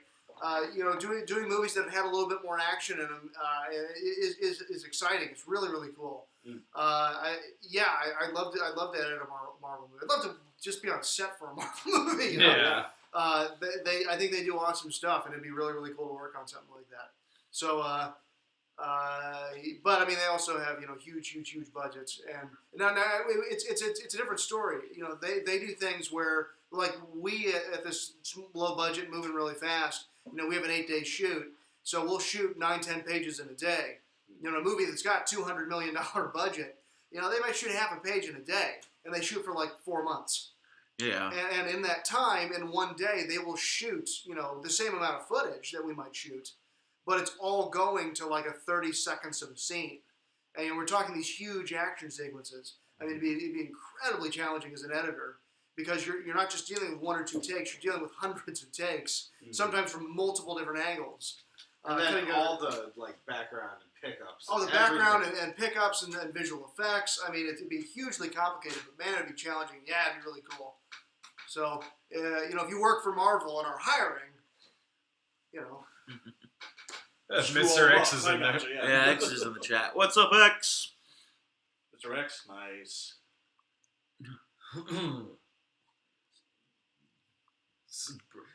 A question for Brian. What is it? Who's Sure. not here? What's the question for Brian? Brian, why'd you shave your beard? I think Considering I'm the only one who doesn't have facial hair, I think they mean me. Well, I don't know which beard to talk Oh. Jarambi says, tell Farad he has a beautiful laugh. Thank you. Thank you. It's not the first It's time not I've the heard only it. thing about him that's beautiful. Oh, yeah. That's what I'm talking My. about. What's your line in the movie? Something about like is something about. And then I sat here and just went. You were laying down there saying ho ho ho, so I just responded with This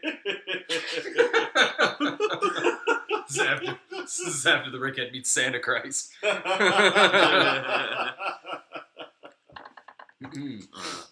I love the fact that the script has beats in there where it tells you to laugh. You know, it's just Yeah. And then it's just like H-E. but still, When I sent you the script, you wrote back. The first thing you said was something like, oh, of course his name is Carlos. yes. And then, Well, and this And is then- Dominican. and then, There you go. Yes. and then Yeah, that makes sense. later on, you wrote back and said like, so it's basically Dr. Hibbert, right?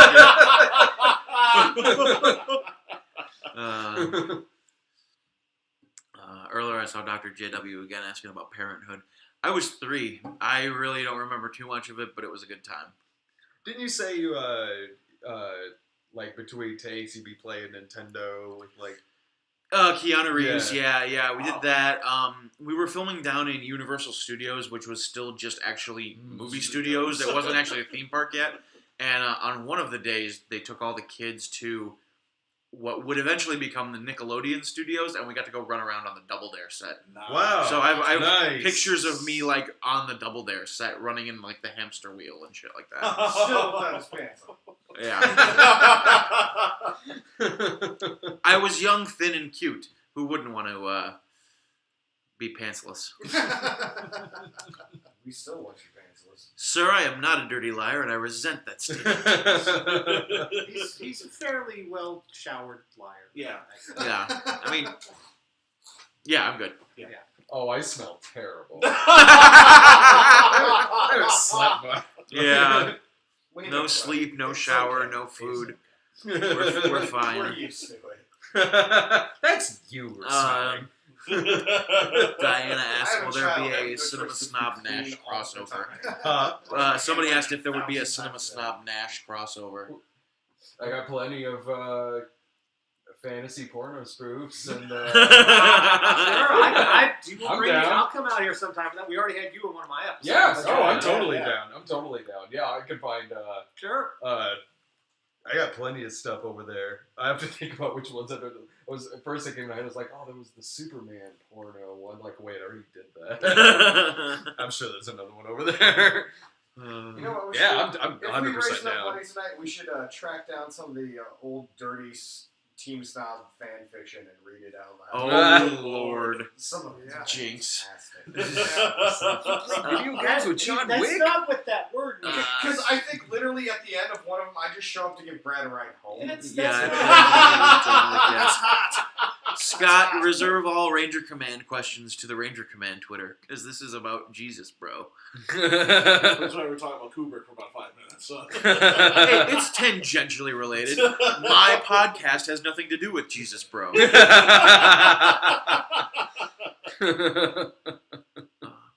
Twilight Zone or Outer Limits? Twilight Zone. Twilight Zone. Yeah. If only for That's Ross. not even a fucking Yeah. question. That's I not know, at right? all, yeah. Outer Sorry, Ian. Limits or Night Gallery? Oh. Night Yeah, Gallery.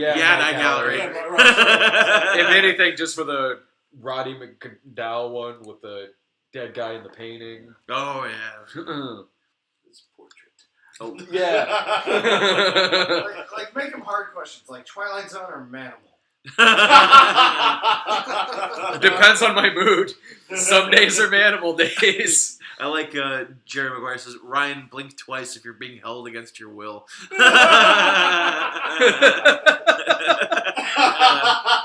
We're really lousy kidnappers. We kidnapped him. We put him closest to the door. We didn't even tie him up or anything. We also put him in charge of the money. We're the worst kidnappers ever. I'm alive. I'm good. Wow, Cool. Manimal or Tequila and Benetti. As tired as the Manimal. rest of us are, Ryan's doing literally 3 jobs on this movie. Yeah. I'm gonna say Tequila and Benetti. Oh, yeah, like as tired as I am when I get home, it's like I'm not gonna complain about it. I mean, my job on set's fairly it's like the easiest one there. I'm shooting all the behind the scenes footage for it. My scene's getting shot. My scene for the movie's getting shot on Sunday. I'll just set the camera up on the fence to just film it. It's tomorrow, Brad, but still. What? My scene is Saturday? Yeah. Oh, Surprise! right on, man. Cool. We'll get it out of the way earlier then. Well, it's good that call is 8 because then you can just drop me off at the train station on your way to go film. Yeah. Have a costume ready. Yes. I gotta get up early and go get a cardigan. The eternal question: Mike or Joel? You shut the fuck up and go away. That's not a fair question. It's The really answer, not. Jonah Ray. No. When is that coming out? The Mike or Joel thing, 2017. Okay. If there is Because a honestly, I 2017. think Yeah, good I point. think I like Joel better, but the episodes with Mike are better. It's hard. Yeah. It's tough. See, Yeah. I only watched the Mike episodes because I discovered the show late because I was just a kid. But I'm definitely more of a Mike than a Joel. I can appreciate Joel. Joel has a very different style of humor, but I prefer Mike personally. I thought Joel had the better host segments. Yeah, I can see that. But I don't know. I mean, sometimes when because I usually have it on TV before I go to bed at night, and sometimes I'm in the mood for a Mike one, sometimes I'm in the mood for a more zen, relaxed Joel one. Yeah. I think Mike is a whole lot easier for most people to relate to as a character,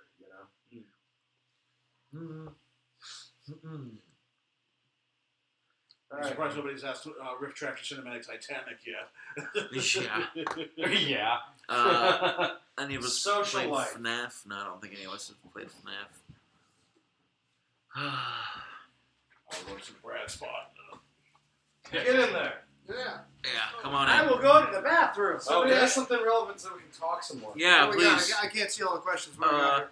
Joel, he's not Italian. Yeah, they're talking about. Has anybody donated any more money yet? We're at like $50. Come on. No, it'd be more than that because somebody called in. telephonic So. history. Where's Jerry Lee Lewis? I Lady! don't want Jerry Lewis. Nice. I want Jerry Lee Oh. Lewis. Okay. I missed the Lee. I missed the Lee. It's not a telethon unless somebody fucks a 13-year-old.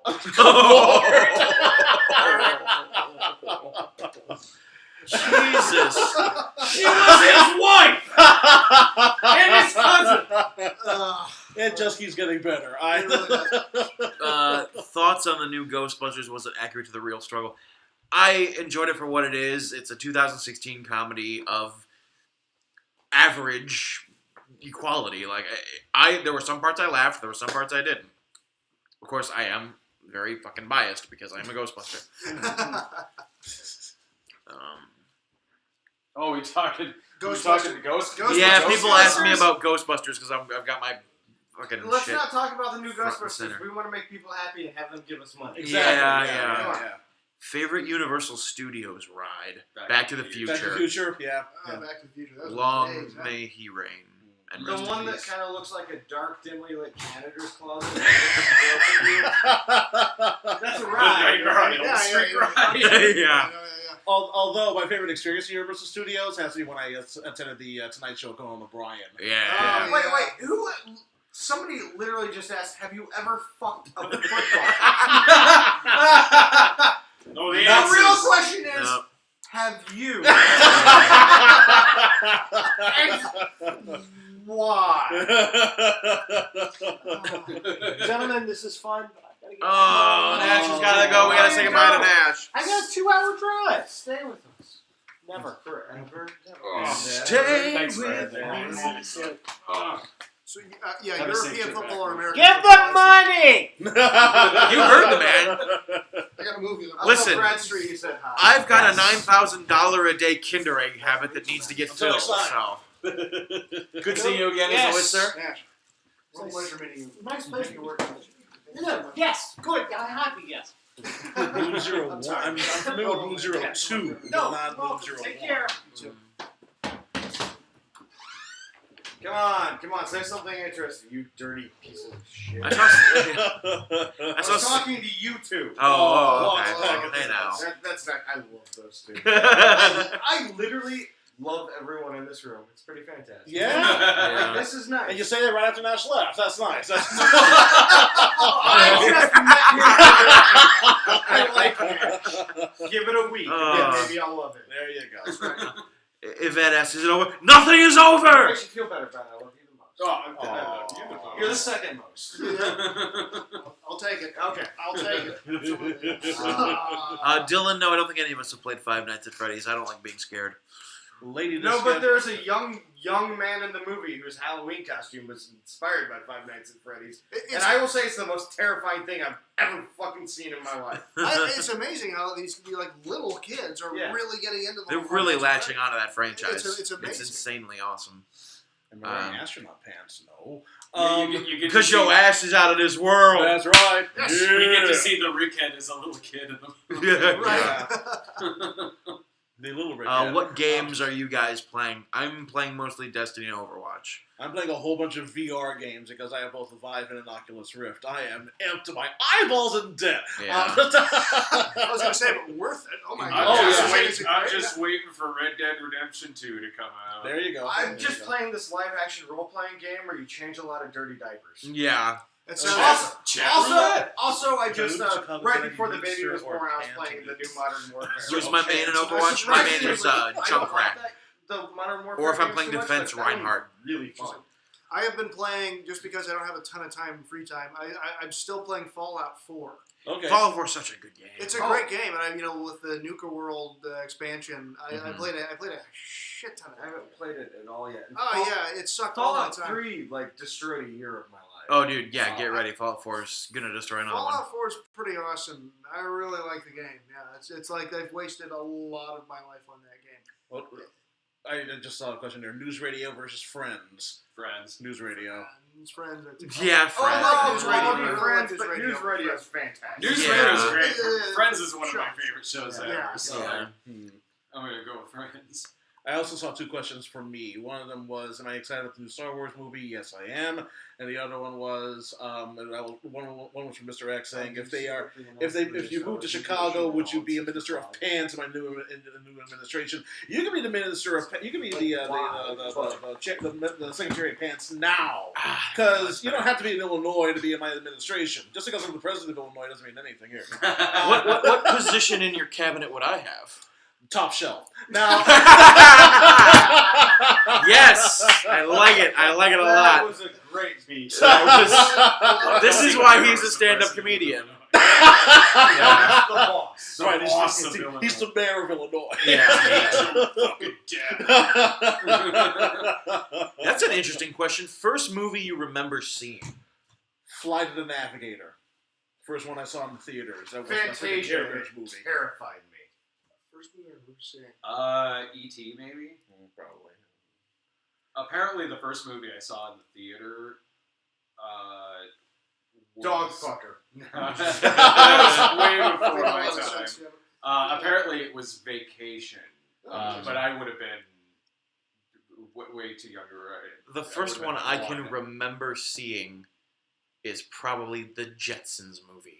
Oh, you poor Really? man. Yeah. Either that or it might have been Look Who's Talking 2. I don't know Ryan's which one is came gonna out be, first. I want to hear what Ryan's is. Well, there's two things. The first movie I was actually ever taken to, like physically gone to the movie theater, was Back to the Future. Nice. Nice. Oh, But that was I was in a stroller, so I don't really remember it. Oh. God. Oh. The first movie I actually physically was taken to. So I think that's what has set me on this path to be a filmmaker. Is that's where I was when I was, Yeah, your impressions of greatness. Exactly, yeah. The first one I actually remember seeing, God, it might have been like Fox and the Hound, like a Disney film. Yeah. I'm a hound dog. You're a hound dog, yeah. I just remember crying But at you that know, movie. I think that's the first one I remember seeing. But I have a memory of going to see Die Hard. Oh, Really? It was because Nice. my parents took my brother to it when he was at a birthday party. Yeah. And I'm the younger brother. So I guess, I don't know, I mean, it was back in the days when, like, here's a bunch of kids, let's go see a movie. Oh, yeah, totally. Like, You I could do just that. see tiny little toddler Ryan just waddling around his house. Yippee-ki-yay, motherfucker. I don't think I was a toddler. I was a kid, but like grade school kid.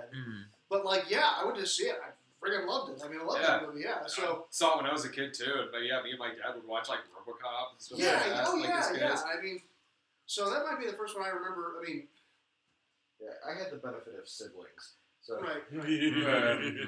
like, much older siblings, too. So, Yeah. You also had the benefit of me showing you stuff that you Yeah. parents didn't want you to Right, watch. Well, it was shit. They never would have said anything, but it was just, yeah.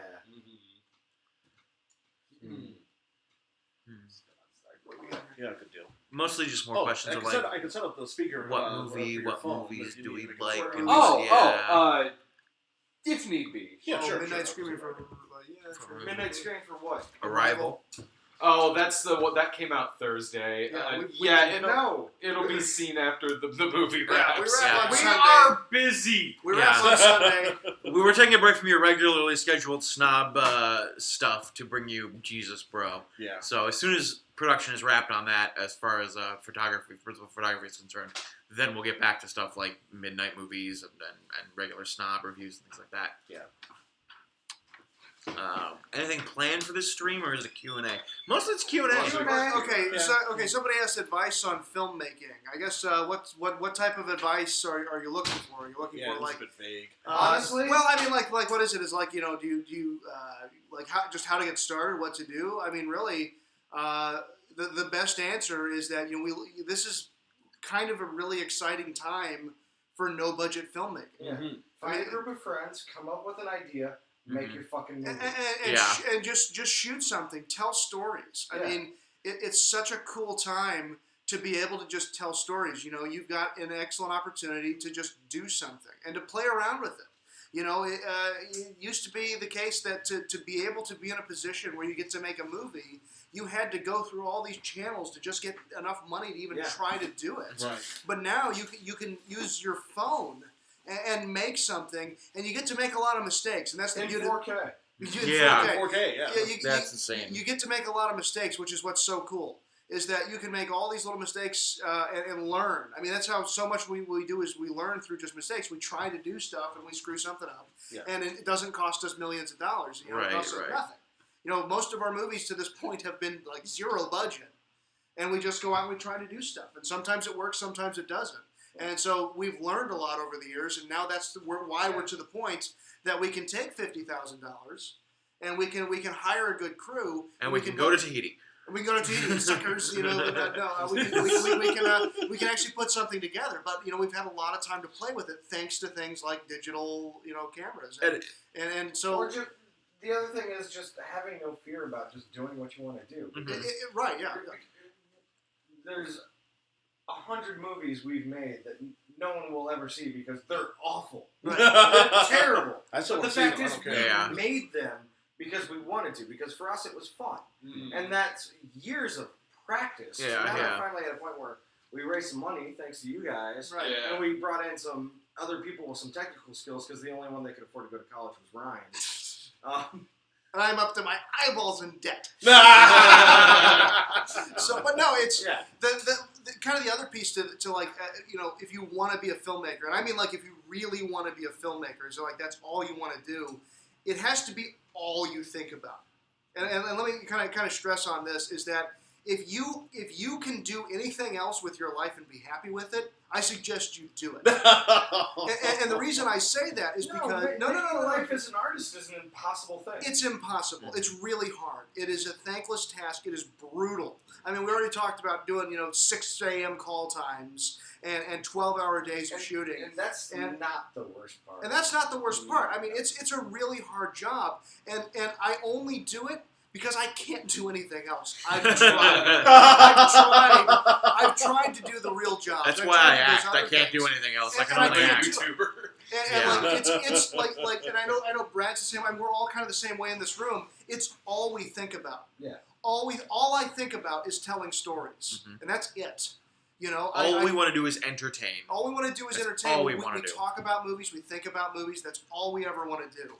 And it's like if you're good at anything else, do it, because this is all I can do. Like, I'm screwed. If I can't make movies, I'm done. I'm out. There's nothing else I can do because I've tried to do other things and I'm either not good at it or it just, I can't do it. This is it. I've seen Ryan during his lunch break when he's been working a desk job, and it is not fun.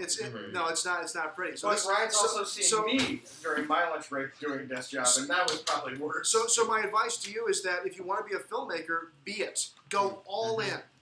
And know that it's going to be a very, very difficult task. But if it's really what you want to do, if it's everything about who you are and your passion, then you got to go for it. And you got to take the chances. You got to get your friends, get your real friends, because that's another thing you learn real fast when you start trying to do stuff like this.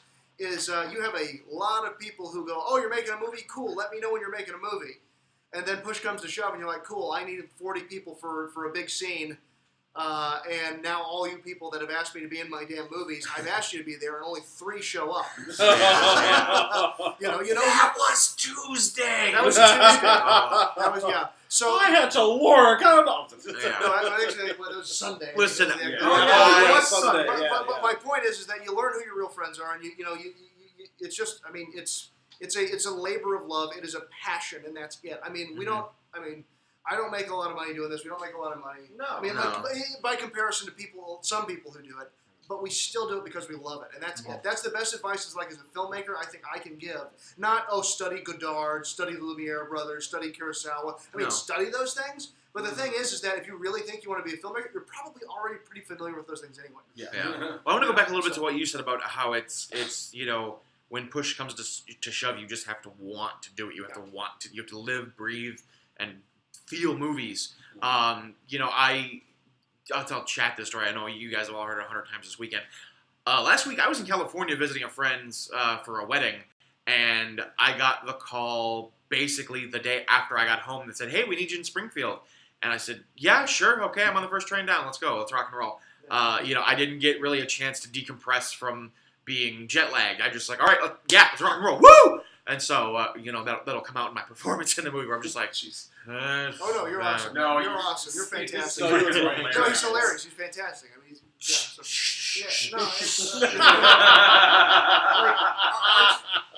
I'll admit, artistically, my focus is elsewhere from the filmmaking. I do my own thing on my own time, mostly just for me. Because you're actually artistically talented in terms of art.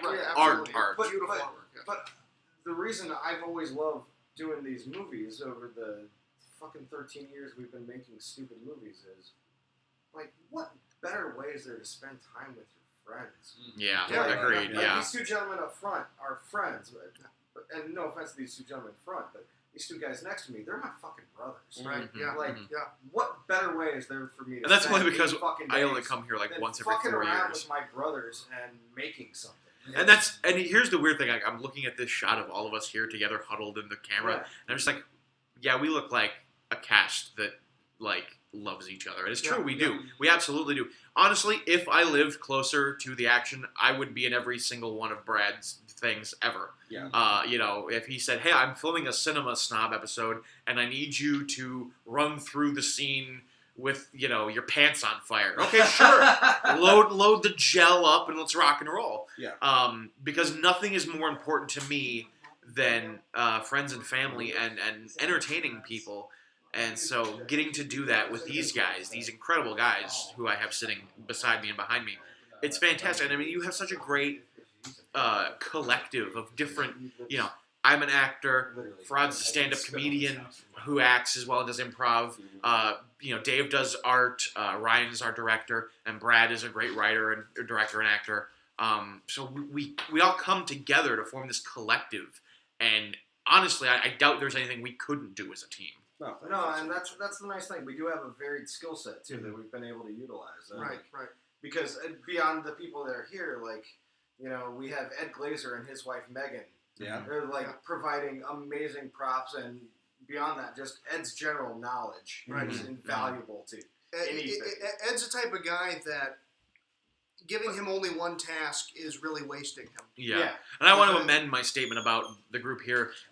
There's also a whole group of people who are not here who add volumes to what it is we do. Absolutely. And if it wasn't for them, we would be putting out a subpar product. Right. But we have, like And you we said, have. Ed and Megan. And we absolutely have. Have you seen the Cinema Snob movie? No.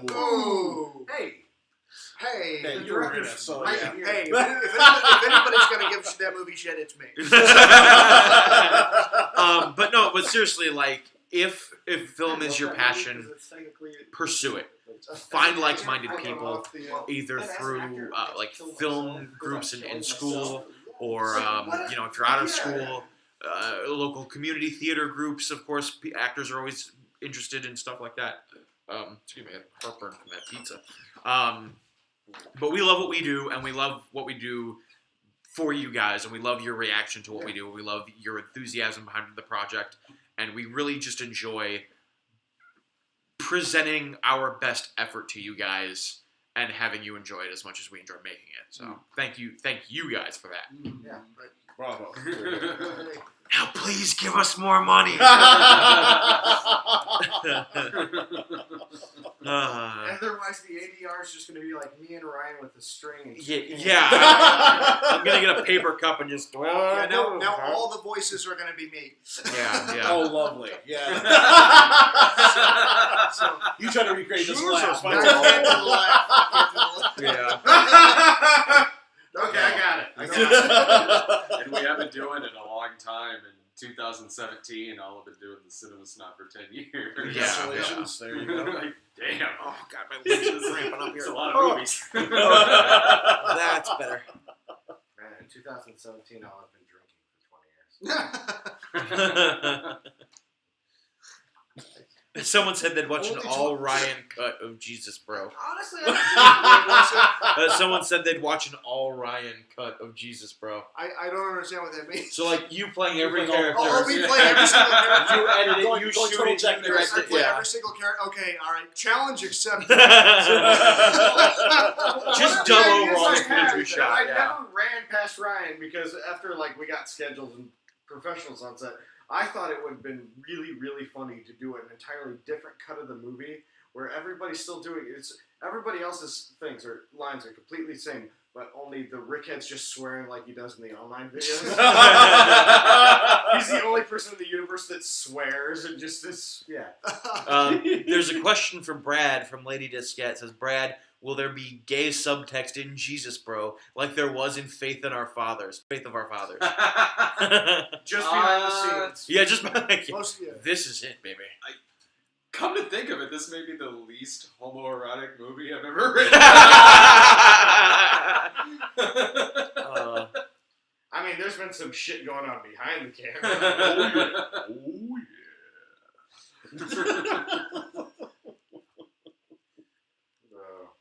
Will there be a Jesus Bro Ultimate Edition with 30 extra minutes?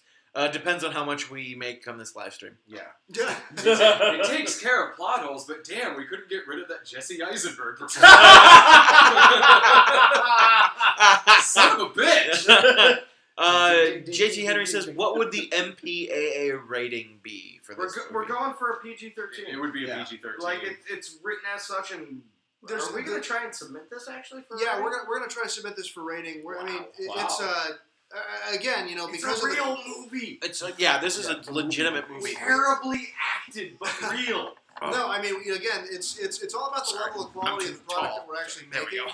And we're making a very high quality product. This is easily at the level, and frankly, at certain points surpasses a lot of the movies that I've been working on lately. And those movies that are airing on Lifetime and Sci-Fi Channel, they might not specifically sound like a lot, but they have like 9-10 times the budget we do.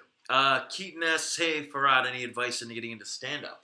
Go to open mics. That's pretty much the only way. Start writing, keep writing, and then once you've written out jokes, see if you can edit them to be half as long, and then do it again, so that you have the minimum amount of words in order to convey the most amount of jokes.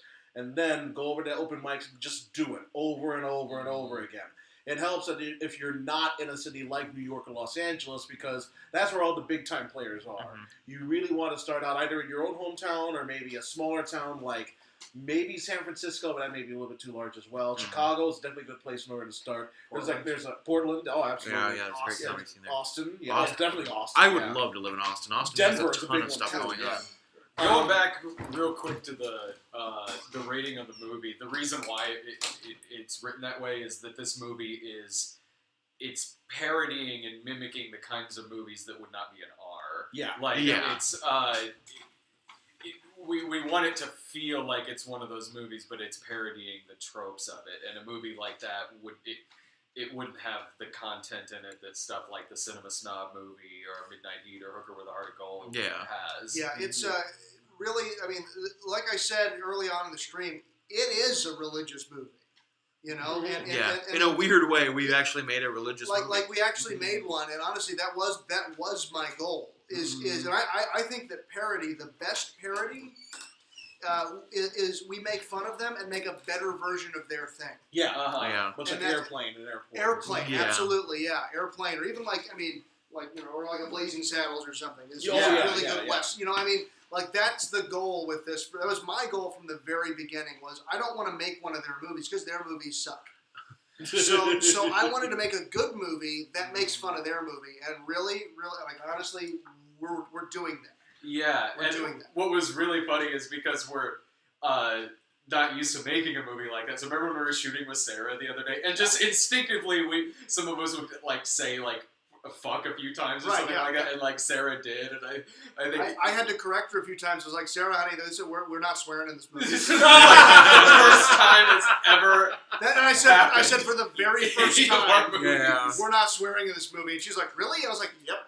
I think like doesn't Santa Christ say like ho ho holy shit? Yeah, well, you can get one or two of them in there. PG-13. With PG-13, you can get at most one. Now the thing is though is that I'm also shooting alternate in that we don't, there are alternate takes to the line where there are no curse words.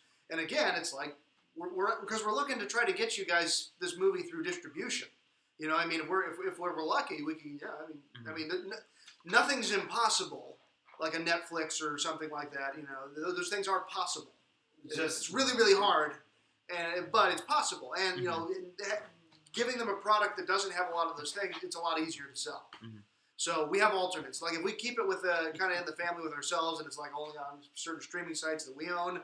You know, maybe we can put in a lot more of the curse words or things like that. but it doesn't fit this movie. It doesn't fit the movie, but it's for the comedic timing. I mean, like when they do it, it's a comedic thing. So it's actually like for a reason. So. Seeing a lot of questions about would there be Jesus Bro merchandise, and then people are going on the whole Spaceballs. Will there be merchandise? Honestly, it's one of those things that I know I've talked about for years. Is I would love to do. It's something that I've thought about doing for a living. I would like to start up like I don't know if anybody's familiar with what is the name of it? But I've thought about trying to start up like a store to do like screen prints and T-shirts and stuff for like a Zazzle store or a cafe press. It's similar, but just focus on the people we know. Oh, okay. And do things like that. It's something I thought that I would love to do, but it's one of those things that it takes startup money and stuff. Yeah. But right now, as far as merch for this, I mean, maybe at cons we'll have like posters or something. Yeah. But right now we have a Zazzle account. It's like zazzle.com/thecinemasnob, and we'll be adding a lot of stuff to that. Right now you can get a Lloyd approved shirt. Sweet. Over on Zazzle. Where's my God? Gotta talk to Lloyd. I'm not joking. I own the copyright to that image, Adam the Frank Fierce, Jones. have any of you ever played D&D or other tabletop games? Yes, absolutely. I've played Pathfinder, D&D, It's in my Mutants and Masterminds, all those fun games. It's in my contract.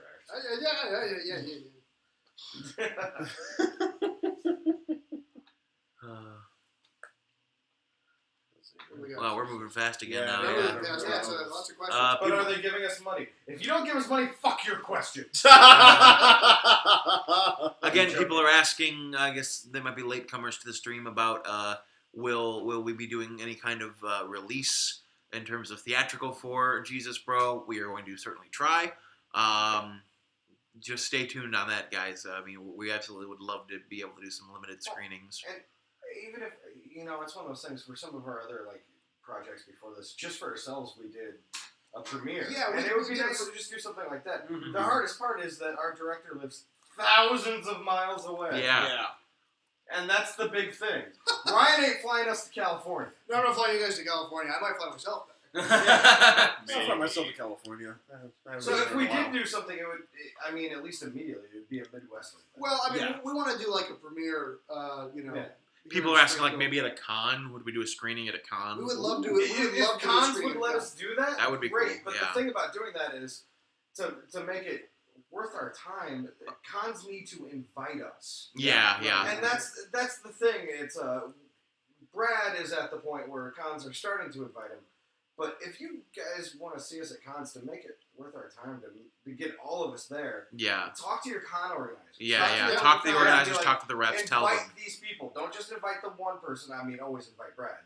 But invite, tell them to invite the crew. Yeah. You know, and we'll share hotel rooms. What's it fucking cost? Yeah, I will happily sleep on the hotel floor. I don't give a damn. There's at least a few we get invited to a year. Originally, I was going to be doing YomaCon, but it was That took place during now. yeah. We It took had place to during make production of a the movie. Yeah. Will there be a Drew Struzan type poster?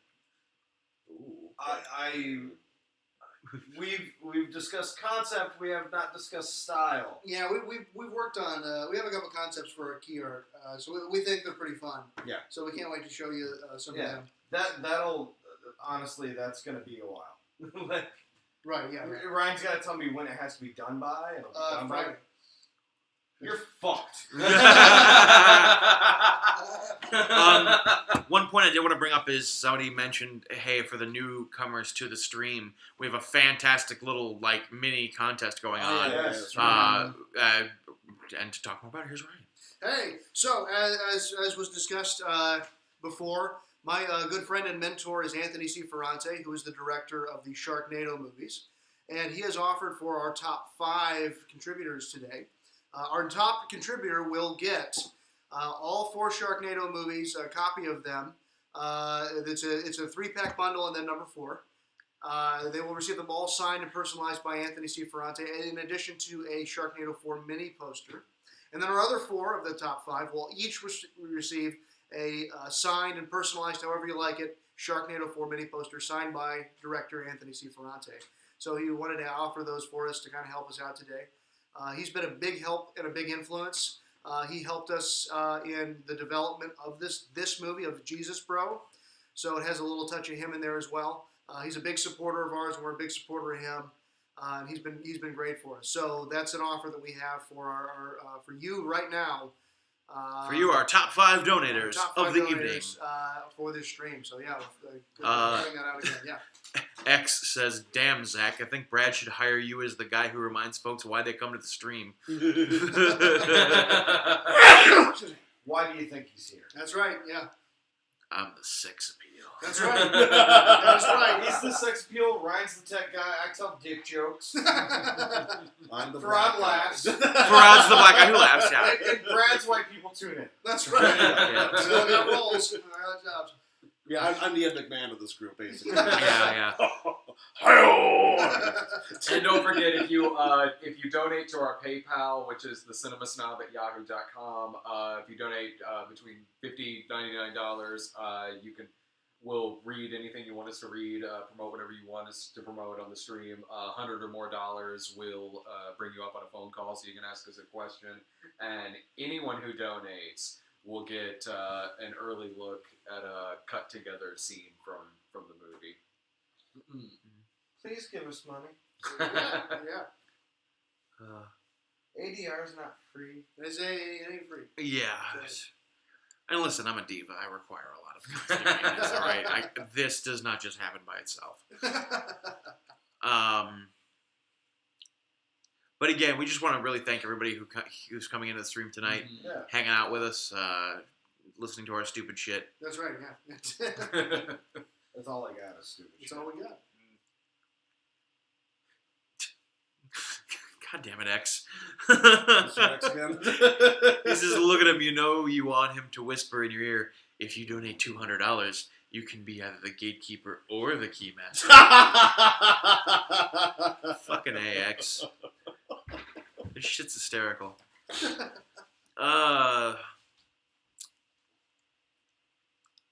guys, I'm looking at porn on my phone.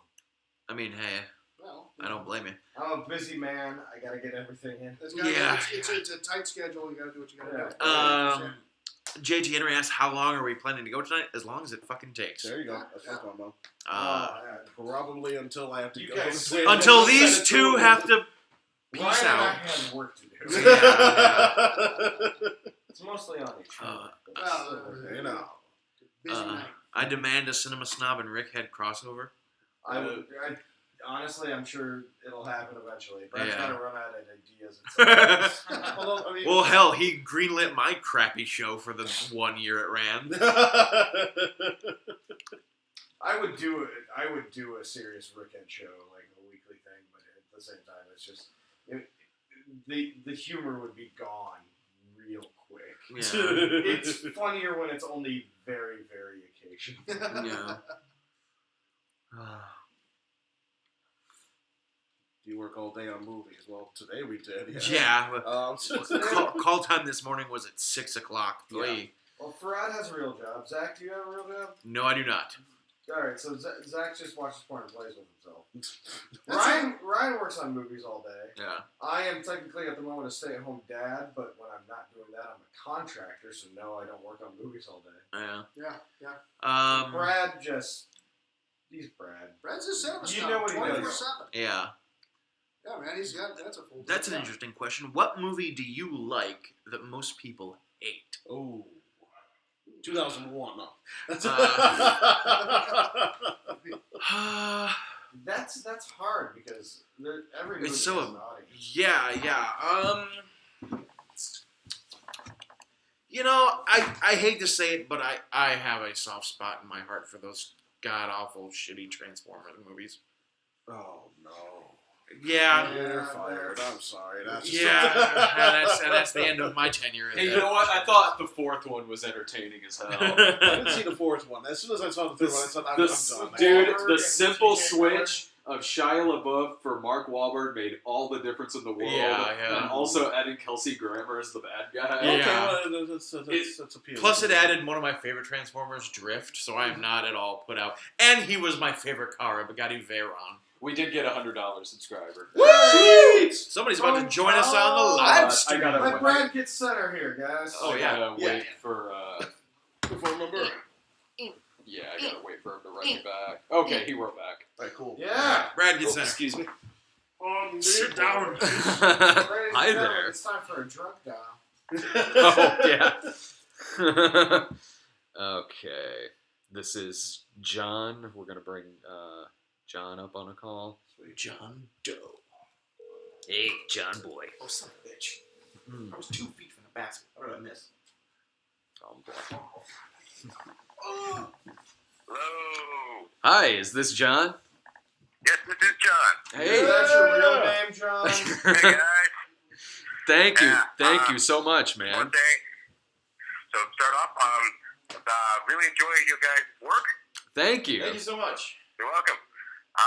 Also, I'm from Pennsylvania, so if you want to get any anger about recent events out at me, go ahead. You son of a bitch! Well, John, is it your fault?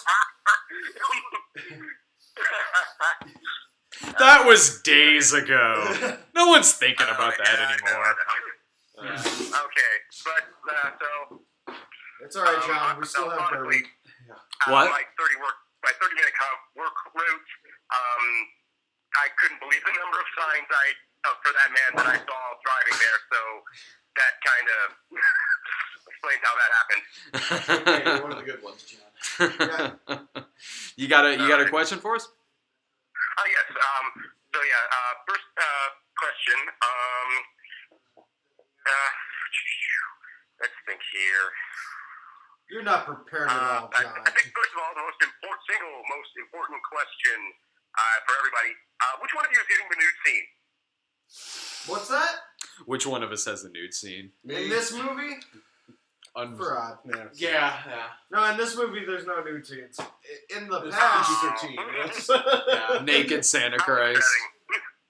I mean, in general, I think as far as it Oh. comes to the nude scenes, I think in all of our stuff, Brad and I have had the least fear and the least amount of caring. I've offered to go top. But I have Yeah. a family now, so I'm kind of like, no. Yeah. Mhm.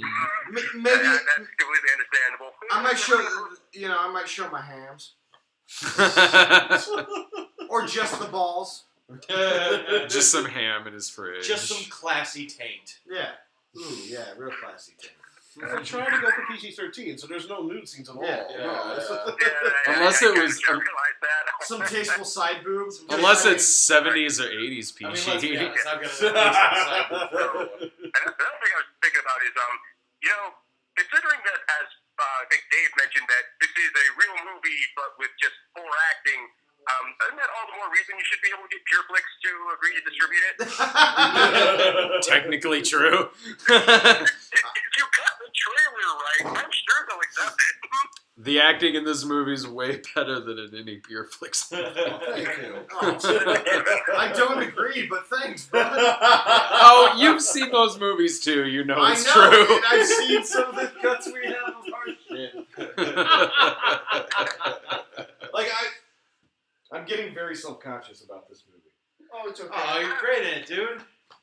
You are phenomenal. In I this. Yeah. really wish I had read the script. Well, so Wait, do I, but still, There's a script for this? There's a script for this. Oh, we There's are been a so script fucked. for months. We're so For fucked. days. Okay. All right. So, Oh shit, yeah, John's still on the just phone. I'm looking forward to your film. It'll be interesting to see how you guys approach this, and particularly approach these kinds of subject matter, especially in the current time. Yeah. Yeah. Thank So, you. Keep up the good work. Use my donation, quote unquote, wisely. No problem. Hookers and blow. Hookers and blow. We're going to get us some hookers and blow. Thank you so Thank much, you, John. man. Thank you, John. You rock, man. Yeah. Thank you And so final much. thing I would like to just mention, I realize you are very busy, but I would very much suggest that you try to find some time to watch Arrival. Without spoiling too much, let's just say it came out at exactly the right time. I'll be seeing it. I'll be seeing That it once the sounds movie wraps. foreboding as shit. Yeah. I'll be seeing all the the new movies next week. I figured as much, but you guys do what you need to do. Thank you. Thanks a million, man. Thank you, John. We appreciate it, man. Have a great night. You're welcome. No. Thanks, Lloyd. Lloyd. Come here, Lloyd. Come on, Lloyd. The stream's going to be Lloyd approved. Lloyd, Oh, there we go. come here, Come on, buddy. Lloyd. Come here, bud. Who wants to see some cat balls? Who wants to see some pussy? Here's Big Lloyd. There you go. Come here, He buddy. does not approve this movie. Lloyd's Catholic. You want down, buddy? Or do you just want to sit up here? There you go. Aw. Well, there you go. Lloyd. Some of the comments. There you go. That's All what the comments are Everyone's just just Lloyd, Lloyd, Lloyd. Hello, mascot. No. That's a line in the movie, actually. 5 Men and a Cat. Coming soon to ABC. Directed by Leonard D. Boy. A Miller Boyette production. Little boy, yeah, nice. Someone asked Dave, Rickhead or Max Force? fuck, that's hard, man. Mhm. That's in the long run, I think the Rickhead's more fun to play. Mhm. Because especially when we're doing just the stupid little videos, Brad's kind enough to let me like just riff a lot. Because a lot of those videos, I think, are really just Brad and I trying to make each other laugh. Mhm. Oh yeah. Yeah, we I've seen cracked. bloopers. Yeah. We cracked up a lot making those. And Max Force is fun to play, but there is no comedy in Max Force. But It was a much darker movie. But I get to beat Max Force again for the first time in 10 years very soon. So Yeah, Max Force as is soon as in. we're done with this, I gotta start growing the goatee back. Max Force is in shot on Shitty-O. Just gonna film it all outside of Ryan's parents' house. It'll be fine. Yeah, just call first. That's all. Whoop, you went down? Oh no, he wants. Oh yeah. He's huge! Huge. Where you going, buddy? He's gonna be huge.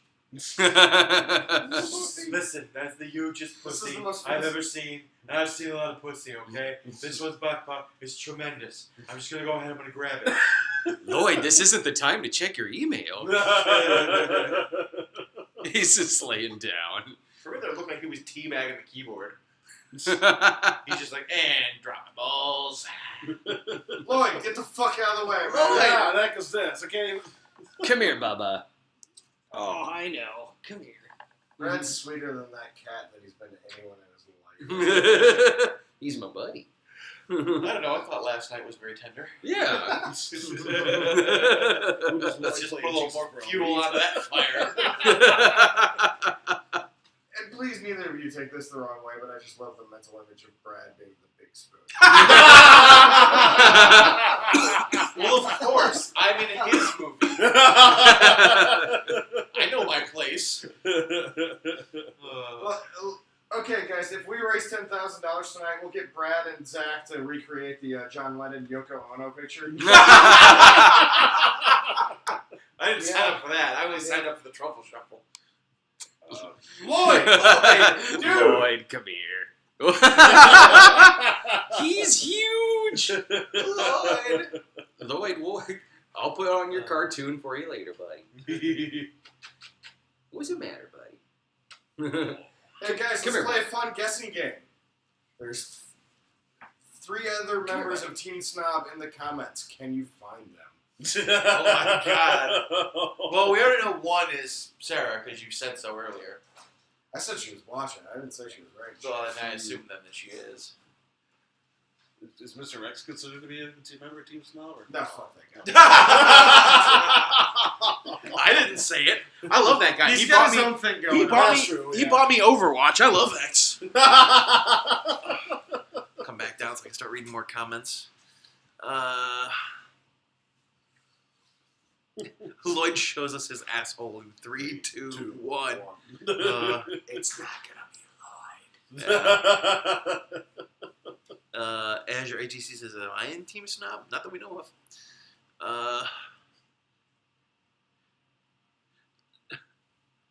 They want more cat.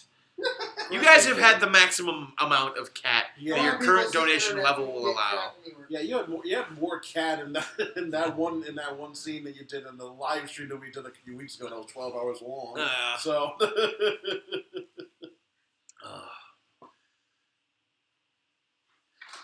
Oh god, I got heartburn like a wicked from that pizza. Oh, Telling you, that's why I got the chicken wings. yep. Not along the fact that I hate cheese. How do you hate cheese? Cheese is the lifeblood of the universe. I just don't like the way it tastes or smells or looks. So I don't know what to tell you. Here. Sir, we are truly exact opposites. Yeah, pretty much.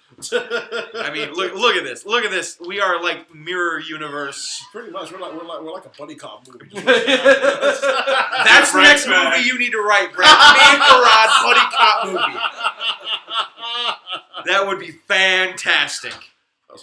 Keaton wrote "Go Cubbies." Yeah, Go Cubs. I had the absolute pleasure of being out in front of Wrigley Field on Game 7. One thing that happened was that they didn't have a television set that showed the game, so we were all basing it off of the scoreboard up on the top. and it was about 15 seconds off. So we would hear like cheers from the bars across the street, and there was also one door where somebody was watching the game, like a whole bunch of people were watching the game from there, but it wasn't at the front. So we were kind of screwed in that regard. But you know what? I don't care, because as soon as we saw the words "Cubs win" on that huge, I watched the live footage of it and just hearing the crowd erupt. I wish more than anything I could have been there. I was in California. Oh yeah. I was watching the game from a sushi bar, and just watching my team win the World Series was fantastic. Jacob Crawford says Zach Ecto Cooler versus Crystal Pepsi. Oh shit, that is a hard question, sir. You are asking the tough question. I'm gonna have to go for Crystal Pepsi myself. Mainly because I didn't grow up drinking Ecto Cooler, so... See, I grew up drinking both, so it's like I can't really... Listen, I still have about 4 cases of Ecto Cooler stocked in my fridge, so I'm going to go with Crystal Pepsi because I only have 1 bottle left. And I have been saving it for a special occasion, which, had I been thinking, would have been tonight, had I brought it, and I think to be like, oh, I'm going to grab this bottle of Crystal Pepsi to take with me. Looking forward to Dave Chappelle on SNL. If he shows up, yes. Crystal Ecto Cooler. Now we're talking. There you go. Code Red or regular Dew, Livewire. There you go. That's what I'm or like that watermelon flavor. I never tried that. Yeah, it seems like Baja Blast or something like that. Oh, Baja Blast is pretty good too. I like the flavor that they came out with when they did the World of Warcraft cross promotion.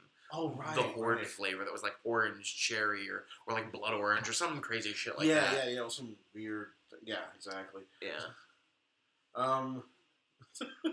Get Doug and Nick Glazer into that orgy and it'll be explosive. Yeah, it would be. Yeah. Somebody asked what was it like working with Doug on this movie. It was a blast. I'll tell you much right here. Working with Doug is always fun. Oh, yeah, absolutely. I mean, when we did the Ghostbusters thing with him, that was he was just laughing. We had a good time. Yeah, when I worked on Dragon Board and that section before the Wild Wild West review there. Yeah, I mean it's and also of course the infinitely lauded and and critical media darling Pop Quiz Hotshot. Yeah. Yeah, right. Yeah, it was a lot of fun to make. It was just. Are we interested in the new NES? No. No, because I know how to emulate things. That along with the fact I never grew up with the NES. I was an Atari man here, right? So yeah, but you're also significantly older than I am. No, I was into Atari in like 1989. Okay, well actually, I don't think I've ever asked. How old are you exactly? I'm sir? 36. Okay, so you're only 6 years older than me. Yeah, it's not terribly. So that works perfectly for our buddy cop movie because you can be the Danny Glover, if you will. I'm too old for this. Exactly, and I can just be fucking crazy.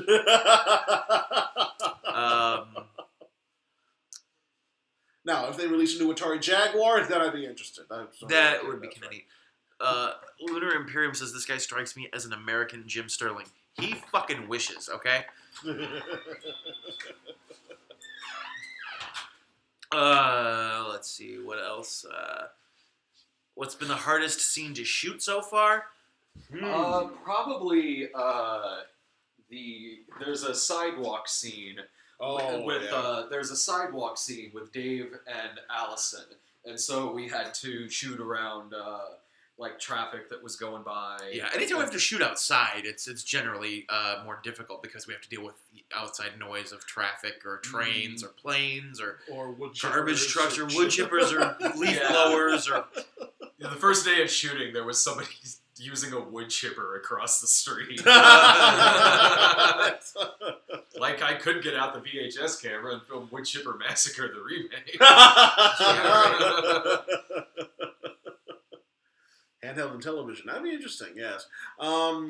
But yeah, I mean, today's shoot outside was also it was beautiful and it worked out pretty well, but it was murder on my feet. Yeah. By the end of the day, my dogs were definitely barking. I was glad that we were able to shoot as quick as we were and just get out of there. Pretty much, yeah. Because the second location we filmed in today was a church, so it was real nice to just have somewhere to sit. Yeah. Sit and have some tacos. We There had you some go, Gary, tacos I'll for lunch. It was delicious. Mm. The catering company did a fantastic job. Fantastic. Oh, yeah. Shredded chicken tacos with cheese and sour cream and lettuce and tomato. I love the whole cheese. Delicious. You would. And some delicious flour tortillas. Let's see. Pillowy mounds of mashed potatoes. Yeah. Peter Dinklage fights Warwick Davis to the death. Who wins? America. Yeah. Probably Peter Dinklage. Oh, yeah. Yeah. I'd have to hand it to Dinklage.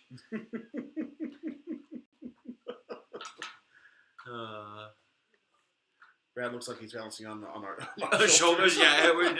Yeah, like I'm a genie. What is your wish? The Great Kazoo. I don't think so, Dum Dum. Who wins? Kenny Baker. Kenny Baker, yes. Oh, so John, our caller from earlier, says, "Hey, Brad, John again. Thought of another question.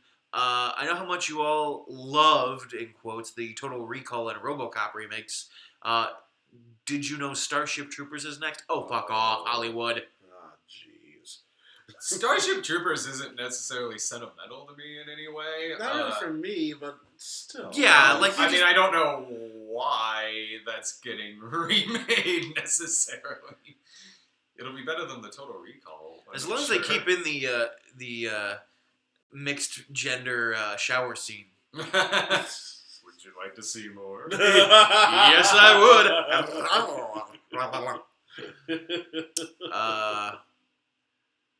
Let's see. What else? What else? Who would win in a fight between Fat Grandma and Rickhead? Fat Grandma. I gotta give it to Fat Grandma. Yeah, I mean, she gave old Mussolini what for here? Yeah, she did punch Mussolini in the mouth. That's right.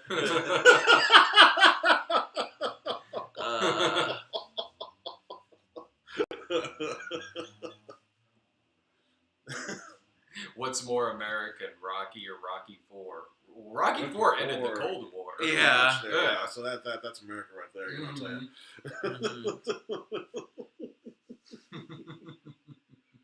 Favorite Bond movie, On Her Majesty's Secret Service. I'm wearing a Lazenby shirt. I've only seen the newer ones, but I really like Skyfall. Yeah, I mean the theme song alone. Yeah, the theme song's Along with fantastic. the title sequence associated with it. Oh Yeah, for sure. Favorite Tim Curry performance, Frankenfurter Or or Wadsworth. Either are acceptable. Home Alone Home Alone 2. 2. Oh, That's God right, damn it, yes. you two. I say every Columbus Day in 1992, Columbus directed that guy from Clue. You know what I'm saying? Favorite snob episode. Probably Wired.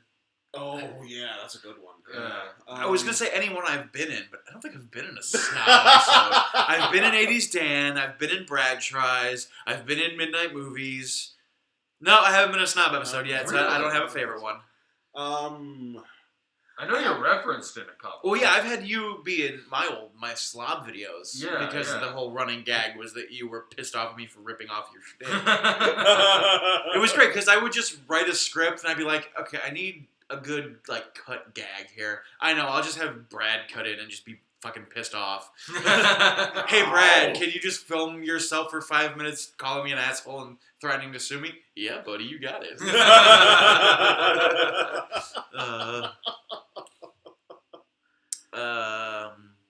I didn't give mine yet.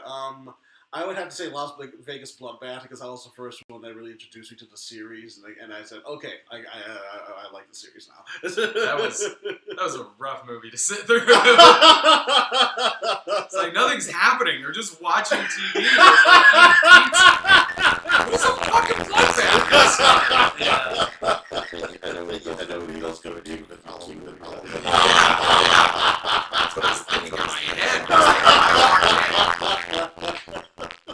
All the alternative days for Nicolas Cage. Yeah. Like Nicolas Cage with Jerry Seinfeld's hair. What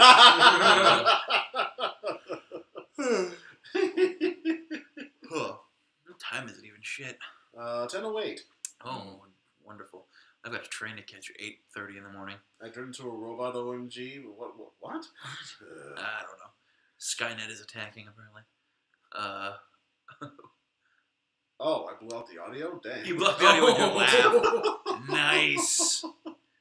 Well, Farad's laugh was too much for the audio. Farad's laugh is too much for anything. Yeah, pretty much. Nobody can be able to sustain the part of my laugh. Yeah. That's right. Oh, jeez. Now I gotta hear this laugh. What the heck? X is reminding you didn't post this thing on Facebook, Brad. I posted. Oh. Yeah, I did. I posted on Facebook, but or maybe not my personal page, but I posted it on the main snob page. Check again, X. Check again. Least favorite Team Snob member, Zach Lavoie. Fuck that guy. not a fan. Let's see.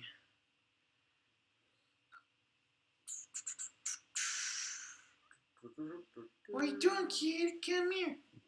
Oh, you're gonna lick your balls. Go for it.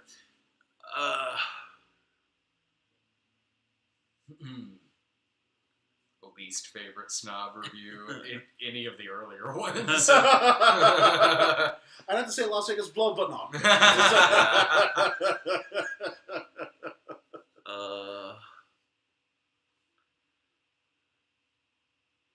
X. Oh, never mind. Yeah.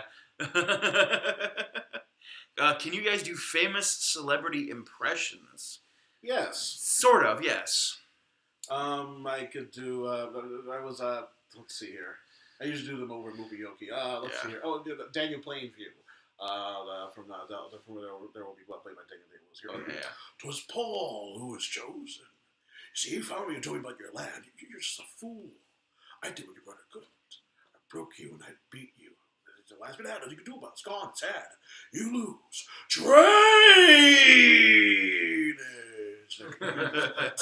Very nice. Mine are mostly Connery, Walken, the classic stuff like that. Mm-hmm. Of course, Bane, which is just Connery pitched up and then through your mouth like this. Yeah. Fucking Gottfried is getting there, but it's not quite there. I really want to work on that some more. Mine's probably a Harrison Ford. Yeah, your Ford is really yeah. fucking good. And of course, everyone says you sound like Jack Nicholson anyway. So Oh, yeah. Apparently, I do a good Jack Nicholson impression without even trying. yeah. What was the other one? I could do Peter Sellers from Dr. Strangelove there. Well, that's Dr. Strangelove. Mr. President, I would not rule out the chance to receive a nucleus of human specimens. And so forth. So, yeah, just... females for each male.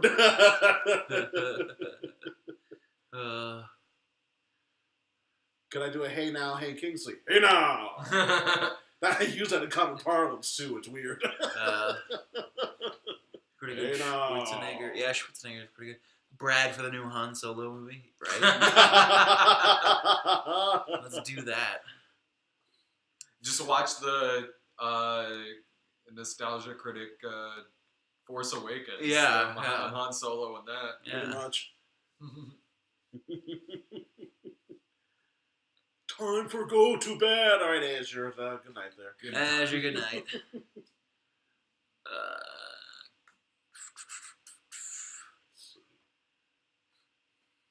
Is 80s Dan coming back? I don't know.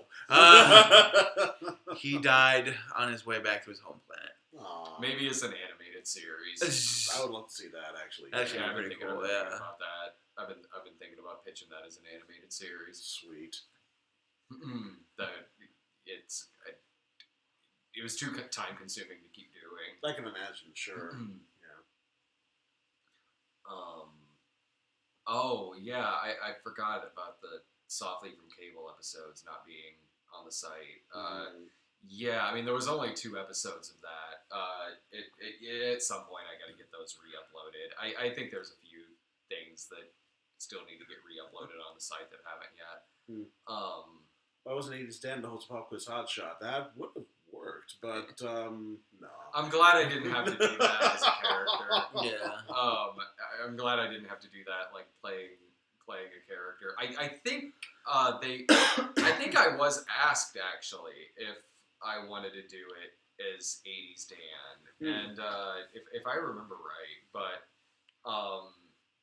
I just wanted to do it as myself because it was fun snarking at a lot of the contestants. Oh yeah. Yeah. You don't know what the fucking challenger is? What the fuck? I wasn't born yet. Yeah, good point. What's nom?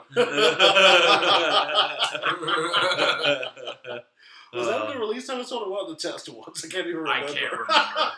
I can't remember.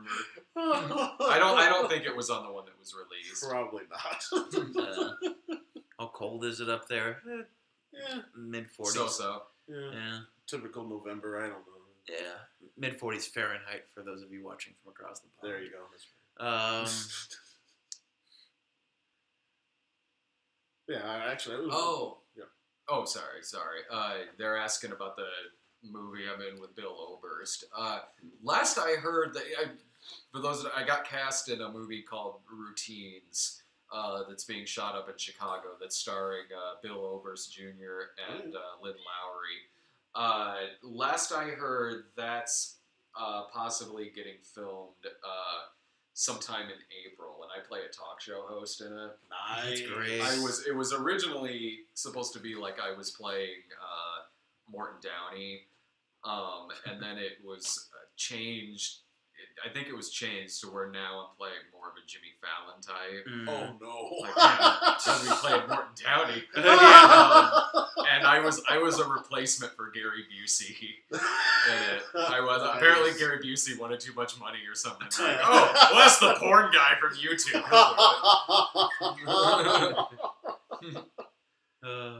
Oh, now I got. If you do make that, when you do make that, I love to see that. Yeah. Yeah. You think a Jimmy Fallon all silent typos would just be. Yeah.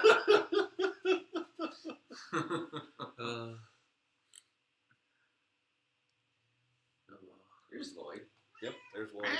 Oh god, he's on camera too. Hey buddy, you in your chair? Here's Big Lloyd. There's a real director of the movie right there. Joy says, "Good day, Brad from Australia. I apologise for my accent. It's not the best, but I'm sincerely trying." The Smurfs 2 midnight screenings. Anytime that I tried uploading it, YouTube kept rejecting it. Really? And yeah, it was never listing me a reason why.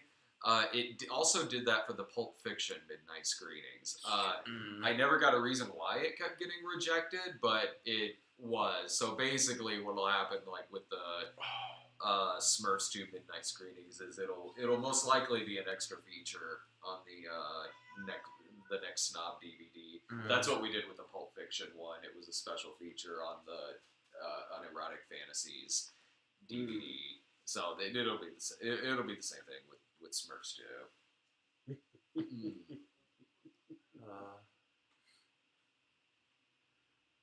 Favorite secretary moment for Craig Ferguson when Secretary went through the door, I guess. Yeah, when Secretariat fell. I Remember? saw that one. No. Oh, Yeah, Secretariat fell one time, and Oh, the no. behind guy had to catch up with the front one. Oh. Christ, I missed that show. Yeah. Oh god, me too. That was the best. I remember nights when we'd wrap filming the Snob movie. Yeah. And you'd be sitting in the chair, I'd be just starting to fall asleep on the couch, and we'd watch Ferguson all night. Nice. Yeah. It was good times. I miss it. I miss it a lot. Yeah. Yeah. Especially in these trying times. Terminator 1 or Terminator 2? Terminator 1, honestly. I mean, I love them both, but I actually prefer the first one. I gotta go with Terminator 2. I like the more action-oriented, seeing Arnie as a hero and things like that. And plus, the idea of a liquid metal. Oh, yeah. That is awesome. It's sort of true for me because there's a product placement of the Atari portfolio. I love how gritty the first one is, and Arnold is creepy as hell in that movie. Yeah. Oh, yeah. And Kyle Reese. I love I love both of them, but I prefer the first one. Mm-hmm. Terminator Genesis or Terminator Salvation? Salvation. I don't have to go with Terminator 2 myself, but... Yeah, I'm going to go with Terminator, exactly. Terminator 2, and then that's it, right? They didn't make any more Terminator. So what you're talking about with these older movies here, right? Just leading in. someone says going old school, still miss the Bruno. Yeah, Mattei sure. or Matai? Matei. Mattei. Oh It man. rhymes with okay. Just like a George Takei. Well, we stopped doing that. I mean, it was an easy show to do. Right. I mean, the Bruno Mattei show is kind of a prototype for what became the midnight screenings, honestly. Pretty much, yeah. Except we shot it in a bar, and the reason why we stopped is they put in like speakers above the booth above the area we usually sit, and elsewhere too throughout the bar, so it just became impossible to shoot there. It was never really that popular of a show to begin with, but we liked doing it. It was one of the... When I started the site, I needed to create some other shows besides just the Cinema Snob. Right. Bruno Mattei show was one of them. Same with Big Box and Kung Tai Ted. And just after a while, we just stopped doing those and moved on to other things just to keep things fresh and to do other stuff. But Bruno Mattei show got referenced in, I think, the Hell of the Living Dead episode of The Snob. And Kung Tai Ted pops up every now and then in the Cinema Snob. In a wheelchair. Yeah, still never explained what's happening, but he's in a wheelchair now. Oh, Fred, somebody's asking about you in that Clickhole video. How did that happen? Oh, I auditioned for it. Yeah, there was they have the Onion Productions has a casting call thing, and so they said we're looking for two people that are 250 pounds, and one person who's 500 pounds. And I said, well, I weigh 330, so I could play either one. Just put a pillow around me, I think I'll be good for the 500. But no, they decided to go with me for the 250-pound guy. And they got another guy that was, I'm sure, similar weight as me. I really can't tell. But, I don't look 330, but, except from certain angles. So that kind of worked there, How did I audition for Clickhole? I submitted my... I submitted my acting resume and my headshot. I think that's pretty much it, or just my acting resume, I guess. Mm-hmm. And yeah, but yeah, it's supposed to sound dirty. That's kind of the point there. It's like BuzzFeed, but it was made by The Onion. Yeah. And so the video that for those of you who don't know, the video they're referring to is one where a guy who's 500 pounds. Managed to, through sheer power of will and gumption and helping his family, managed to lose weight by becoming two men who weigh 250 pounds. Yeah. And so when I saw that come across my timeline, I was like, that guy looks like Farad. Oh wait. Then you saw my. Then I saw your post. Yeah. I was like, oh wait, it actually is Farad. They're saying you should make a movie where all you do is laugh. Easiest money ever made. I laugh my ass off when he laughs. Oh, thank you. I appreciate that.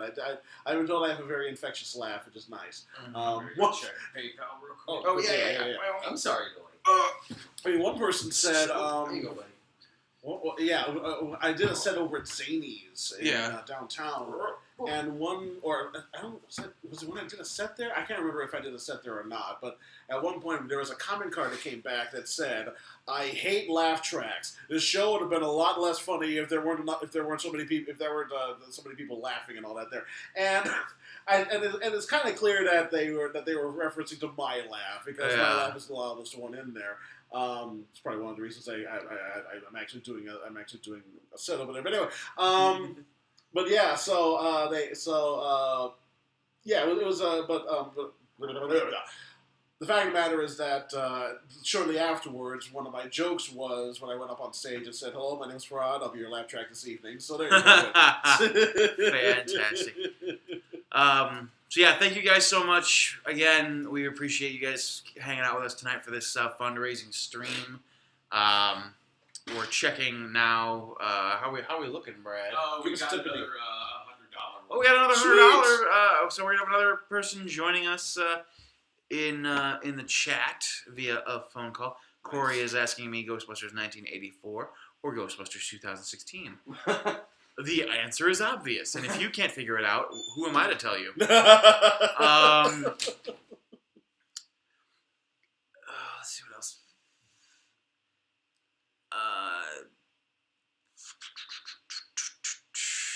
Do we have Battletoads? No, we do not have Battletoads. We do have the Jackbox Party Pack. We do, which as much as I do want to play it, I don't think we'll be able to.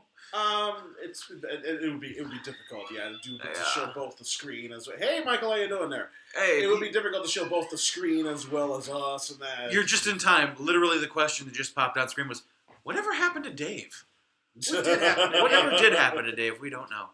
Yeah, doing the blow. Yeah, that's he right. had to do the blow to stay awake for these long nights. Absolutely, yeah. What were our Halloween costumes? I was John Wayne Gacy. What did I dress up as this year? I think I dressed And then it's not a joke. I literally was painted like John Wayne Gacy. I was, right. I was an exhausted father. More accurately Yeah, as me too, Pogo the me Clown. too. I think I was the nostalgic critic. Wait, no. No. That's right, because somebody else dressed as Doug. No, I dressed as Neil deGrasse Tyson. That's right. Yeah, that's a good one. My girlfriend Laura and I were Bat Hero and Steffi Love Nice. from Bootleg Zones. All right, we got another $100. Let me clear the road. All right. Yep. The whole video was very funny. Well, thank you so much. It was a lot of fun to shoot, and I'm hoping that I could use that. I think I could be able to use that in a professional acting reel or something like that. So we'll see about that here. Okay. I guess I'll ask for permission to use Jesus Bro scenes from there too. But there you go. Here, This is all right. We're gonna bring up Sean. Sean. For a phone call. Of course, we're hearing he's got to listen to the phone. He's going to get the phone call before we talk about it on the screen because of the delay. But anyway. Oh, hey, is this Sean? This is Sean. Hey, how you doing, man? I am super excited for your guys' movie. Oh, thank you so much. So yeah. Thank you so much for the donation too, man. Oh, you're very welcome.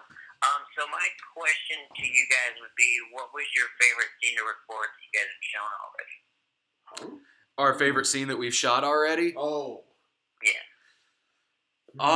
For me, it's back and forth between the scene with the park ranger where Rickhead is turned away by an angry park ranger because Rickhead's now a Christian. And there's also... I think it's safe to call it the Looney Tunes. Yeah. You'll understand when you see the movie why we call it the Yeah, Looney Tunes scene. yeah. But it's my absolute favorite scene, and I'm not even in it.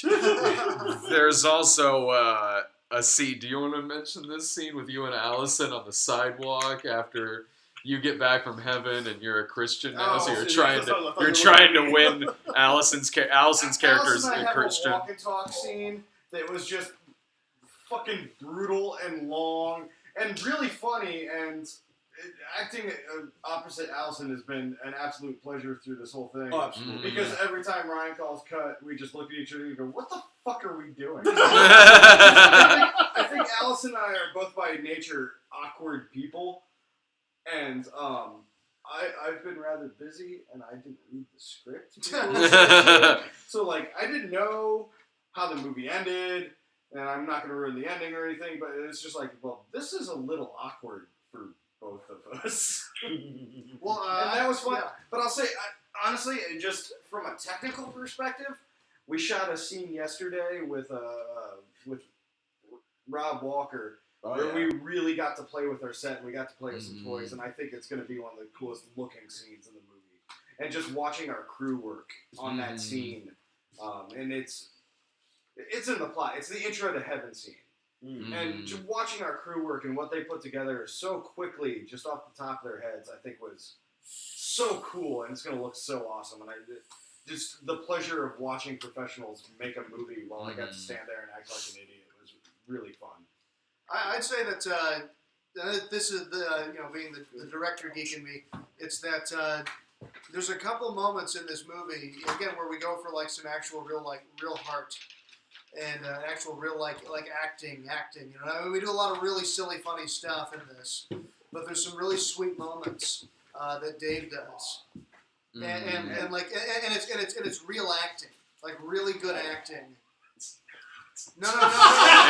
I know he is. He's not going to take credit for it.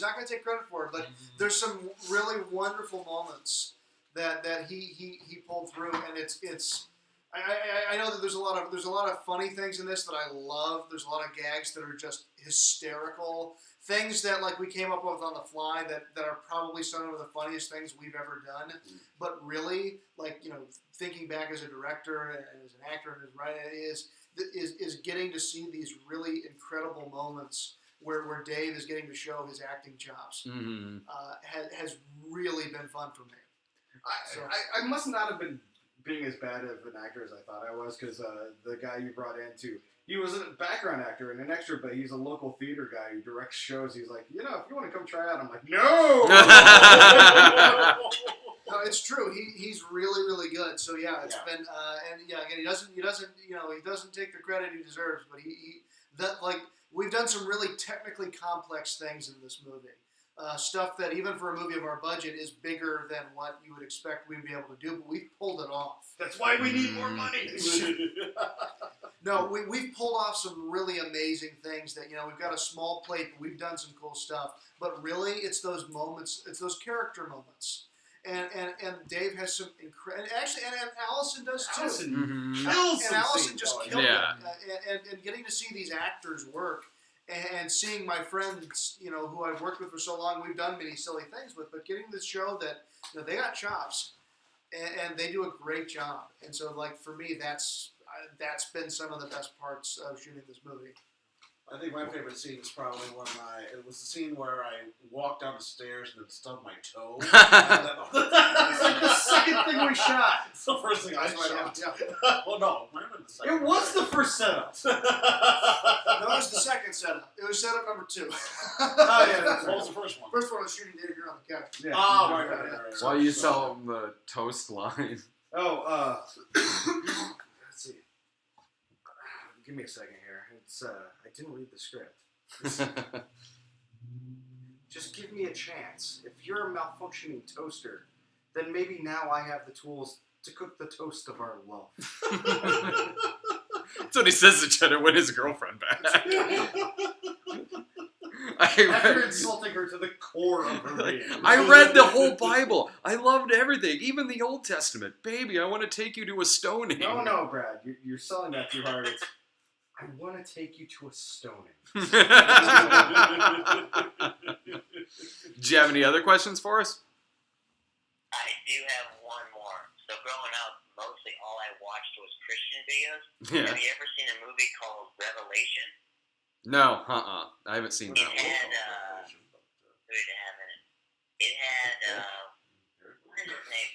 The Planet of the Apes guy, Charlton Heston? Julie something. Montalban? Who? Revelation 7:12.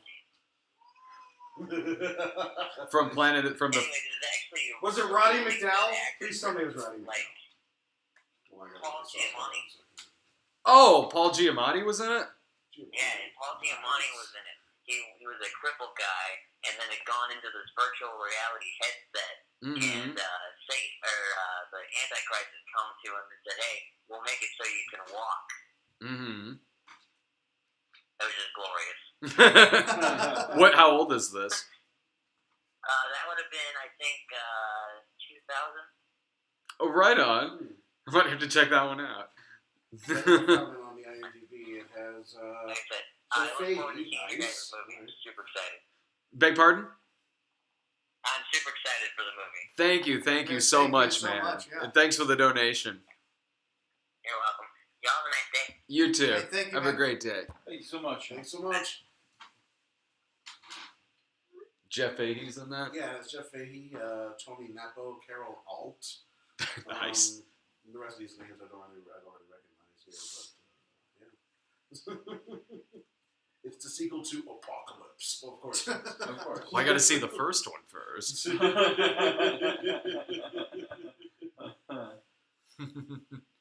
Man of Steel or Suicide Squad. Suicide Squad, yeah. I've never even seen Suicide Squad, but Suicide Squad at least had charisma. At least it had color in it, yes. It's like Courtney's best movie. That's not saying much. Austin, Texas. Greetings. Nice. Hello, Austin. I love you. Fuck you and your cool town. He only says that out of a place of sheer jealousy, okay? Pretty much. Yeah. Oh, and they're asking if we're going to see Space Jam. Oh yeah, it's a re-release in theaters this weekend. I'm gonna be on the train on that. Yeah, too. Yeah, it's I'm this gonna go. weekend. It's No, probably they're- not gonna happen. They're also showing it the week too. Oh, they I are. think it's like the 13th or the 15th. Yeah. So, yeah, I've there's- used all of my goodwill with my wife this week. Yeah. Poor Sarah has been such an amazing trooper this week because we have a 3-week-old kid, and I've been gone 12 hours a day, Wow. and I'm spending extra time here now. Mhm. And she has just been so kind and considerate and not giving me shit about making this movie and actually like not waking me up to help with feedings and stuff in the middle of the night, which there's no reason she would have to do that. So like if anybody's going to a movie this week in my household, it's her, not me. Yeah, because she wants in on Fantastic Yeah. Beasts, which is Thursday. God, is it already? If Brian and I couldn't make it to From Dusk Till Dawn, I doubt we'll make it to Space Jam. Christ, it's even getting near the time when Watch Dogs 2 is coming out. So Is it this Tuesday or next Tuesday? it's next Tuesday. Oh, I need to look good it up. golly. Well, I know what I'm spending my paycheck on. Yeah. I like the first one, but only to an extent. Only because I think I gave the first one a lot of goodwill because it took place in Chicago. yeah, that was Oh, the yeah, thing. yeah.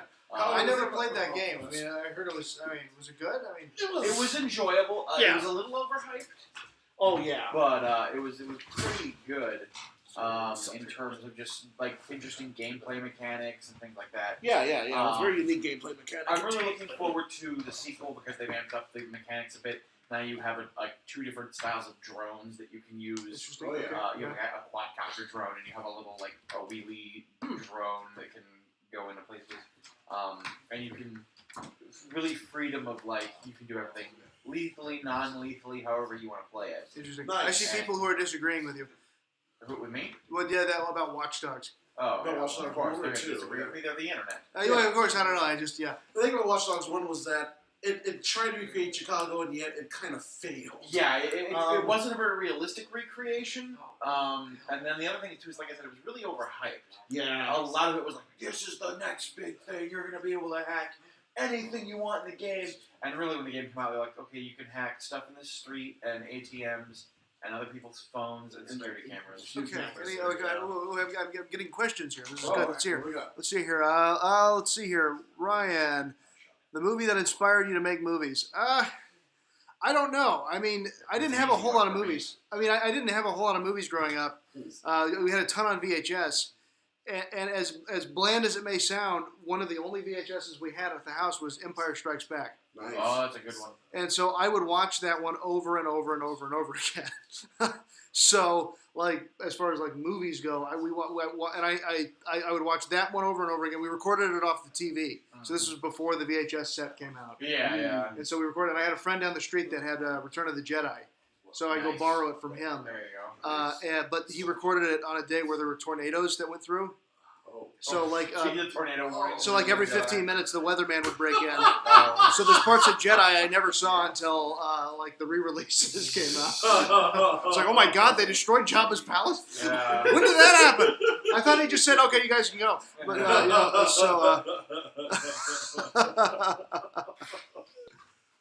How did he get caught out of the Sarlacc pit? Wait a minute. let's hear. What is the least favorite of the movies you've made, either as an actor or director? I don't know. I think everything that I've made. This one. No. It's hard to say because everything has its own particular charms. I mean, with Paranoia, we were just really doing a proof of concept. We were proving that we could make a movie from beginning to end. Yeah. And even for all of its flaws, and there are many, I think we did a good job. I think we actually proved that we could get a camera, get our friends together, and make a movie.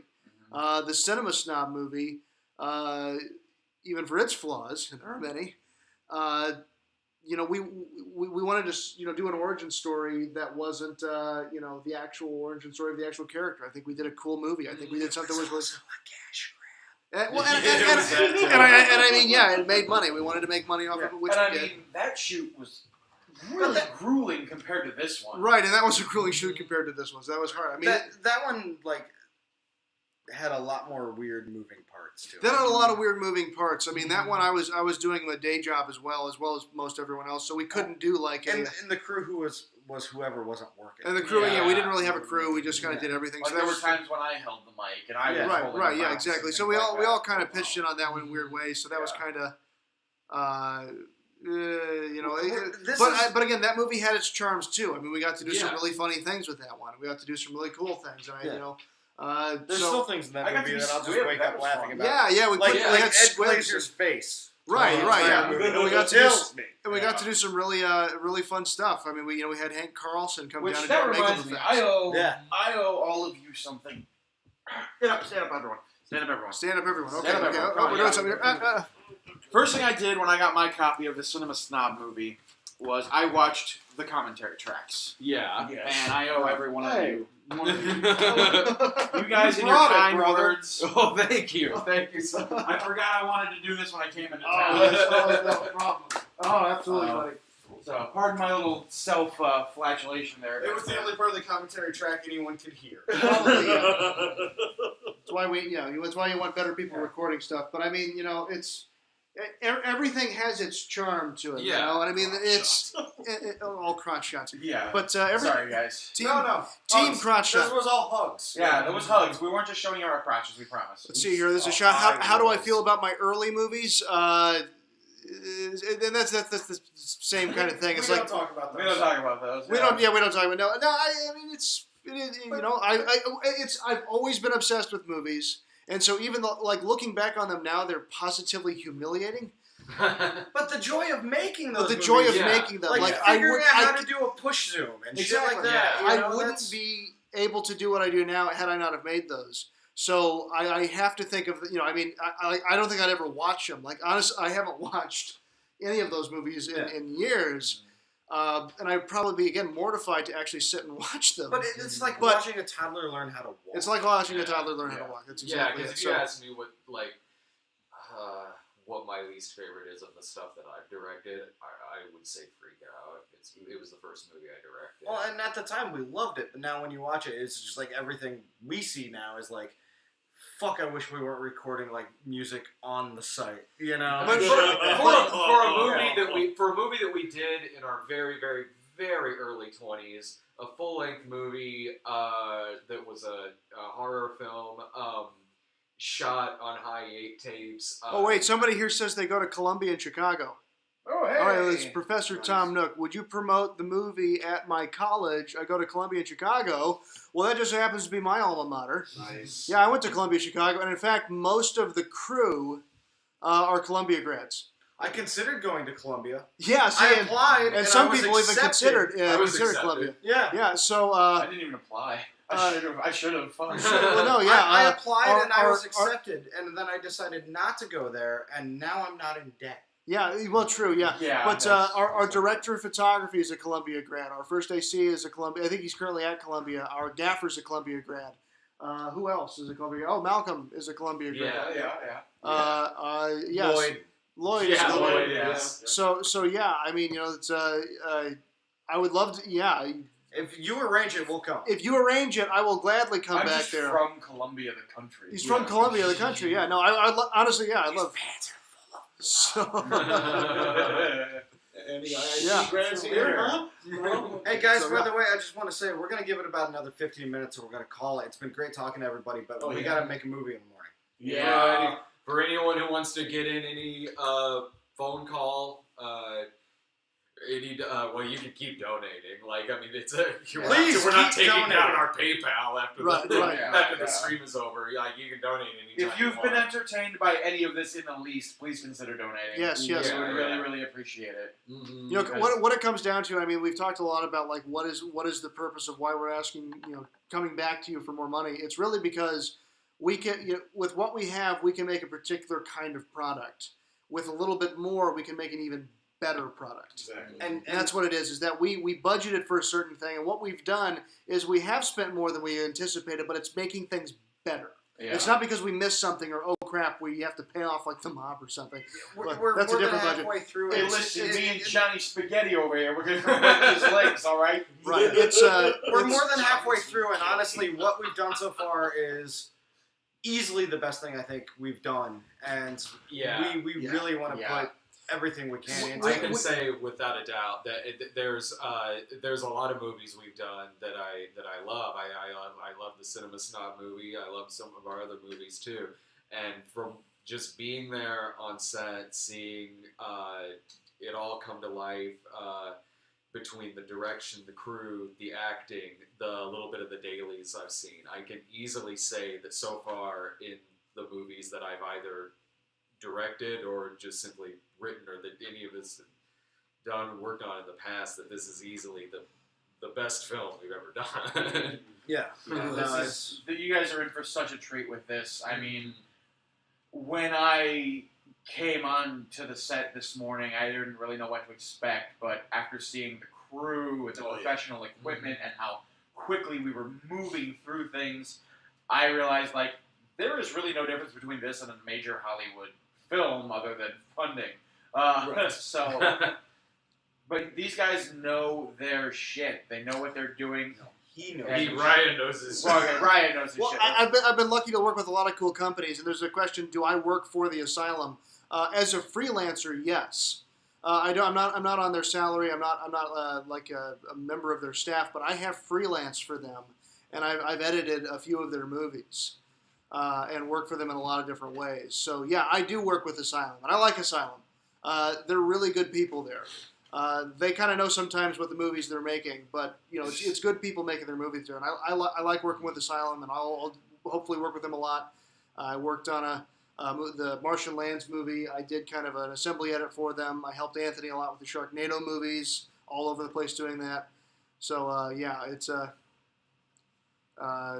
trying to see some other questions here. Yeah. 4 inches, but it's really girthy. See here. Solid 8. It's another one for me. Oh, did I have fun playing To Catch a Predator host in the last episode of 80s Dan? Yes. Oh yeah. Yes, I did. Oh yeah. The Chris Hansen. That was 80s fun. Dan was a blast to shoot. That was a fun show. Yeah. But for a was. half-hour short, it's really hard to get everything together. It's hard to was, do, and yeah. I did love that show. I thought when that show was on, I thought it was one of the better shows that we had.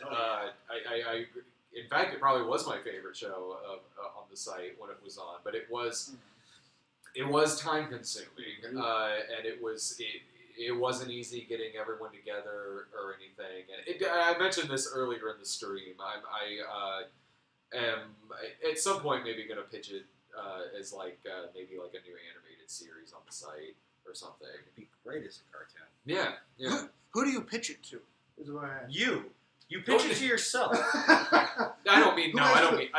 I mean like to people I know who do animation. Oh, okay. I was gonna say, who gives you that approval? I'm pretty sure it's you. No, it said Lloyd approved. Yes, Lloyd. Lloyd has to actually approve it. So. Lloyd has fun. Hi, Allison's not here, guys. Yeah. Sorry. Just us ugly fuckers. She's home sleeping. Yeah. She's not as crazy as we are. Maybe watching Quantum. Maybe watching Quantum. Let's be honest. 90% chance she's watching Quantum. Yeah, pretty much. Yeah. Oh, is Allison on the live stream? Is that what's happening? Oh, maybe she's on the live stream. Okay. Yeah. Oh, nice. Oh, hi, Allison. Oh, hi, Allison. Okay. So we're half right. Yeah. Farad Siggy says you got a 95% chance. Hi, Allison. I'm in the chat. Okay, hi. Hi, Allison. Oh yeah, there she is. Nice. Fuck you, call me a dum-dum. That's the meanest thing I've ever heard. Yeah. Yeah. This is a PG chat, you cocksucker. Oh, you want to see me? Oh, dum-dum.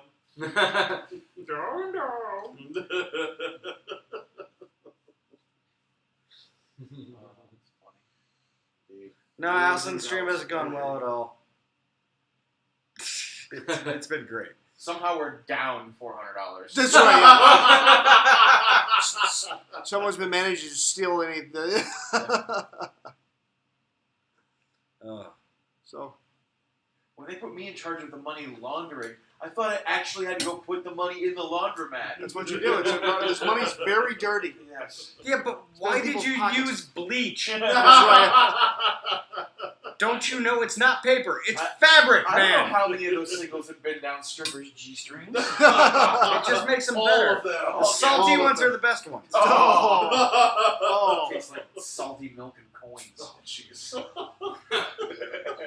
That's a reference no one gets.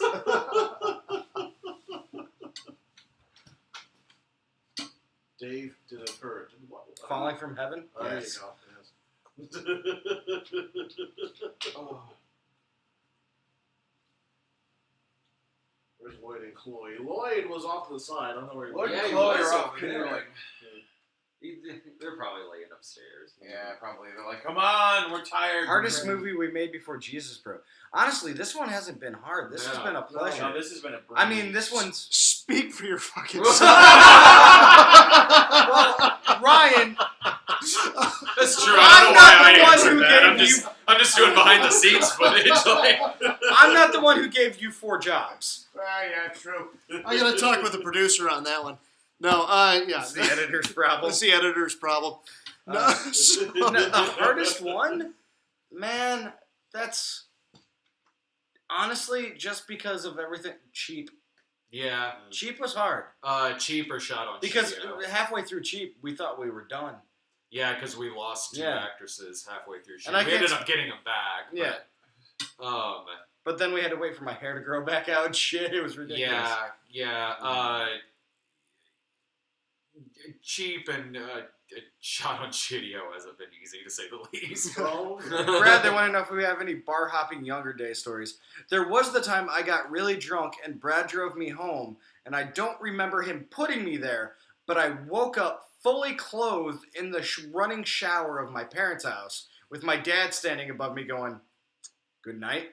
It wasn't. It was me and Nick. It seemed like a good idea at the time. Beckner? Really, we need to. No, Nick Foster. Oh, Like, oh, we need to keep him warm. Let's put him in the shower. Yeah, woke up freezing cold. I guess we just leave.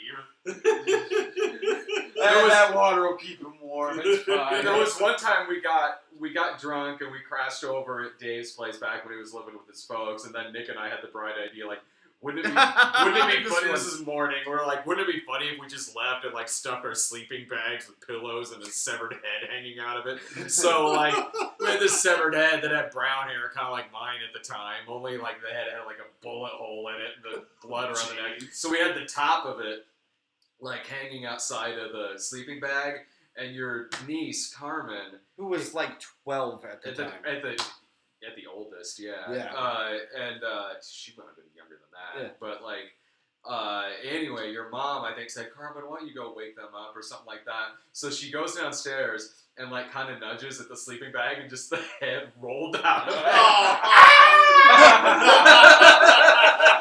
And I, of course, come groggy and hungover out of my bedroom, like, what? Those assholes.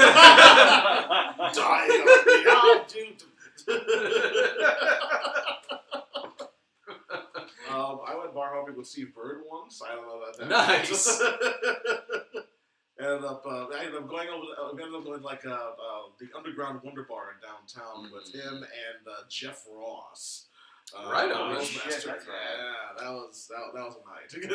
Oh, very cool. Jesus, I was bro. completely sober. But I don't know about the easiest because it's the most complicated, but it's been the most pleasurable to work on. I think. I'd say that it's easier when you have a crew. Yeah. Mm-hmm. You know, I mean, we have a very talented crew who's doing a lot of work, and they're doing really interesting things. I mean, a lot of people are working really, really hard on that, these guys included.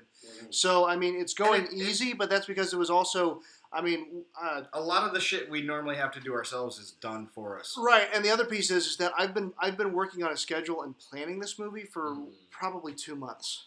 Yeah, So it's not been as scattershot. It's not as many like last minute phone calls. It's a lot of detailed planning that's happened over 2 solid months, including script rewrites and scheduling and phone calls. I mean, it's been the more work that you can do up front, the easier it is now. Because the thing is that I have a lot of leeway up front to make mistakes, to move things around. But when we get to these days, everything up front has to be in place. Otherwise, we're screwed on these type of days. Right. Because if we are missing actors, if we are missing a location, if we're doing, I mean, it is costing us money, a lot of money that you have given us to shoot every day. And if we don't have something in place, we're wasting money. Having these guys, because these professional crew that we keep talking about how awesome they are, they're not free. They're professionals, so they have to be paid like professionals, which means that they're expensive. So if we are wasting their time because I didn't have shit in order ahead of time, I mean that's on me. That's stupid, and then it's a problem. Then everybody gets stressed out. So I mean, it's another one of those things that you talk about what's advice for filmmaking. Well, okay, you've committed to it. It's the only thing you can do. Plan. Because, by the way, just to interrupt him, Brian is happily married with children. Sorry, ladies, I'm taking. Sorry, ladies, I'm taking. I think my wife's on the stream too. So when she's done with him, he's mine. The most challenging role I've had to play, actually, probably some of this, because as Ryan's pushing for emotion and some stuff, and that's not my forte. My forte is being a belligerent asshole. And that's why my best performances are cheap in the Rickhead shorts. and see, he's not giving himself credit. This is his best performance. Yeah. It really is. The stuff that I saw today, I was just like, wow, Dave can fucking act. Yeah, he can. Yeah. And there's other scenes, and they're pivotal scenes, so we don't want to give them away specifically. He does real. I mean, it's. I once heard an interview with Steven Spielberg when he talks about when he's in the edit and when he's like watching performance. He says that he knows he got it when he feels his tummy tickle, and that's what he said. And it's really about like you feel that little bit of emotion, a little bit like break emotion. You get it there, and I got it when I was watching the screen and I was watching Dave. Like I got it. I felt the emotion. Like that like a few months from now. What the fuck was he people are gonna be no. It's there. It's there. I saw the bar scene and it was great. Yeah, that's exactly what Ryan just said. Yeah, it really is. Very cool. So it's great to watch. I mean, it really is. It's again, there's so much that's funny about this movie, and it's hilarious. It's really funny, but we've bought some really fun. Really great moments of heart to this too, and it's there. And Allison does it too, and she's great. I know she's on this year, so you're great, Allison. You're fantastic. You did a great job. So, count Thomas Howell being Jesus, bro. No.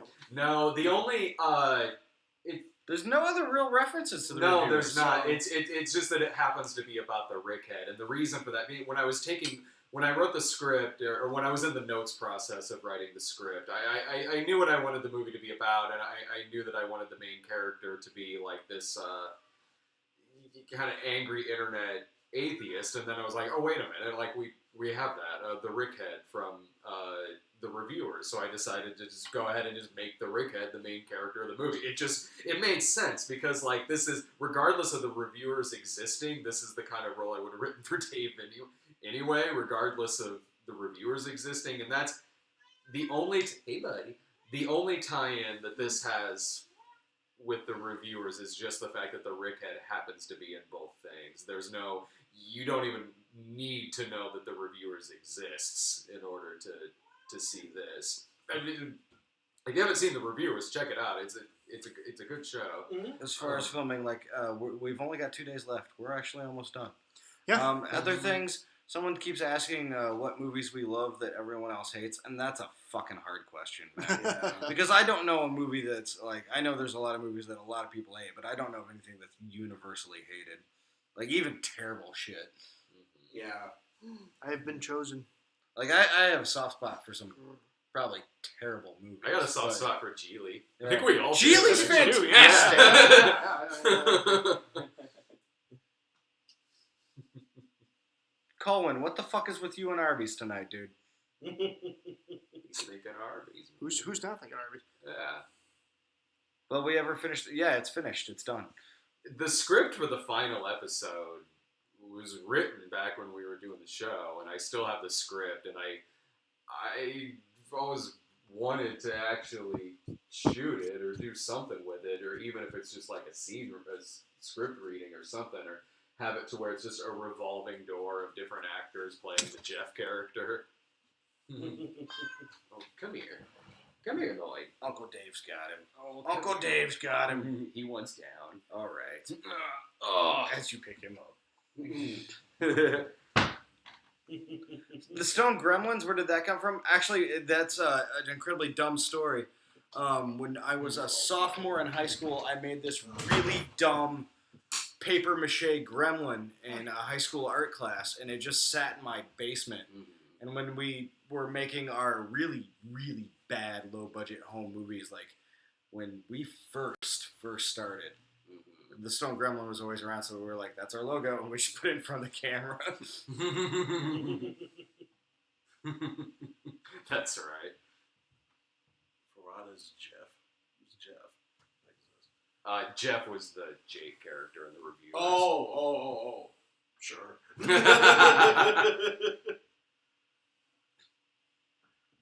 All right, guys, but 5 more minutes, and I think let me go check. I'm gonna go check PayPal. See if we got any one more phone calls time. left. Yeah, see if we can do it with a phone call. That'd be fun. Thanks for tuning in, guys. Absolutely. Yeah, this has been fun. Shot on Shitty will be its own release. Yeah. What about Shot on Shitty? The rest can be included in the Jesus Pro DVD. Oh, no. Shot on Shitty will be... Ryan changed his company name. That's the difference. Right, yeah. Right. Shot on Walkaway Shitty Entertainment's a better name. Worst experience at a midnight screening? Any of them with Jared? Yeah. Favorite midnight screenings? I don't know, because I don't really watch them afterwards. How cold is it in Illinois? Right now, as it's fucking cold. As a Californian, cold. It is so cold in California and Illinois today. Yeah. No, I there's a reason I moved to California, and it wasn't to work in movies. That was just a happy accident. No, it's because there will be more behind the scenes for Jesus, bro. They're they're backdated because they were available first to people that donated with our initial Indiegogo campaign. But I think Brad's gonna be posting more this next week. Oh yeah, they'll be posted. They'll be posted all throughout the next week. Mm-hmm. Friday, you and I should do it. What's next for me? I'm probably gonna go to bed. Yeah, we should. Yeah. That sounds good. That sounds good. I think I got some diapers to change as my wife is Yeah. on there somewhere telling me to come change diapers. Jesus, bro, we're looking at the latest, the end of February, maybe? At the latest, at the earliest. Let's try earliest. Earliest. No, Have any of us ever met Quentin Tarantino? No. I would. Yeah. I'm sure by like some weird degrees of separation, I probably have. Just think of an actor that was in a Tarantino movie that can somehow be traced back to Parenthood, or Who's the Boss. Yeah. Who's the boss? Nice. Yeah, Indiegogo rewards, probably they'll start coming as soon as production ends. Right. At least the ones that can be. Mm-hmm. Right. Yeah, some of them, I know there's some physical media and stuff in there. Yep. There's and that'll be that closer to the release, but Yep. you know. Yep. We got your info. Exactly. Movie star we wish to meet. I don't know. I kind of met Shatner this year. Yeah. So Shatner, that's awesome. Nick Cage. Nick Cage, yeah. Cage, yeah. Pretty cool one. Yeah. That would be interesting, yeah. Mm-hmm. I just got to prevent myself from doing an impression of him in front of him. Mr. Shatner, you're a big fan. Oh no, it's Nick Cage. Oh, Cage. Will Sarah ever be in midnight screenings ever again? Yes, she will, but we just had a fucking baby. Exactly. Give her some time, guys. We got to figure some shit out, like how to feed it when she's not there, and, you know, things like that. But yeah, we both want to jump back into midnight screenings as soon as we can. We don't want to stop doing it. We just, we have another consideration now that as much as we love going to see movies with Brad, but this thing's more important. The little one is fantastic, by the way. Thank It's you true, for and I tell you what, Dave, those kids never go away. No. No, I mean, 3 years now, and that little one is still there with me. So. Did Sarah die? No. Are you a fucking idiot? I just said we just had a baby. Jesus. Listen, if Sarah died, I'd just be sitting here weeping uncontrollably. I think all for of the us rest of my life. That's not even like a it's Yeah, that's just cool. I need to promote this movie, but I'm Well, so we've got a movie to make. You know, there's a question: can Brad and Ryan 6 degrees of Kevin Bacon themselves? We can. We can. Honestly, easily. because Snob movie, we all act. Parasite, Steve Martin, Planes, Trains, and Automobiles. Yeah, that's the quickest route. Yeah, we all acted in Snob movie with Zach. So yes. Because I'm only 2 degrees away, so by proxy, you're all 3 degrees away. Yeah, exactly. Yeah. So yeah, we're shockingly close, actually. So. Your entertainment is not more important than my family. No. Sorry. My entertainment? No. Any, Will I ever finish Hillary's America? No. Well, no, because what's the point? It's not going to come true. Is Sarah in Jesus Bro? Yes. Sarah is in Jesus Bro. Yeah, she does have a cameo. Yes. It's fun. It's a good one. I think you'll like it. It's a very good cameo. As the bro. As the bro. She's the bro. Bro in Jesus Bro. We shot a scene with Jillian earlier, too. That's right, we did. Yeah, And she gets to make an appearance, too. And it's fun having her back, too. So. Stardust, bro. Approved. I like that. Should we say our goodbyes? Yeah. I guess.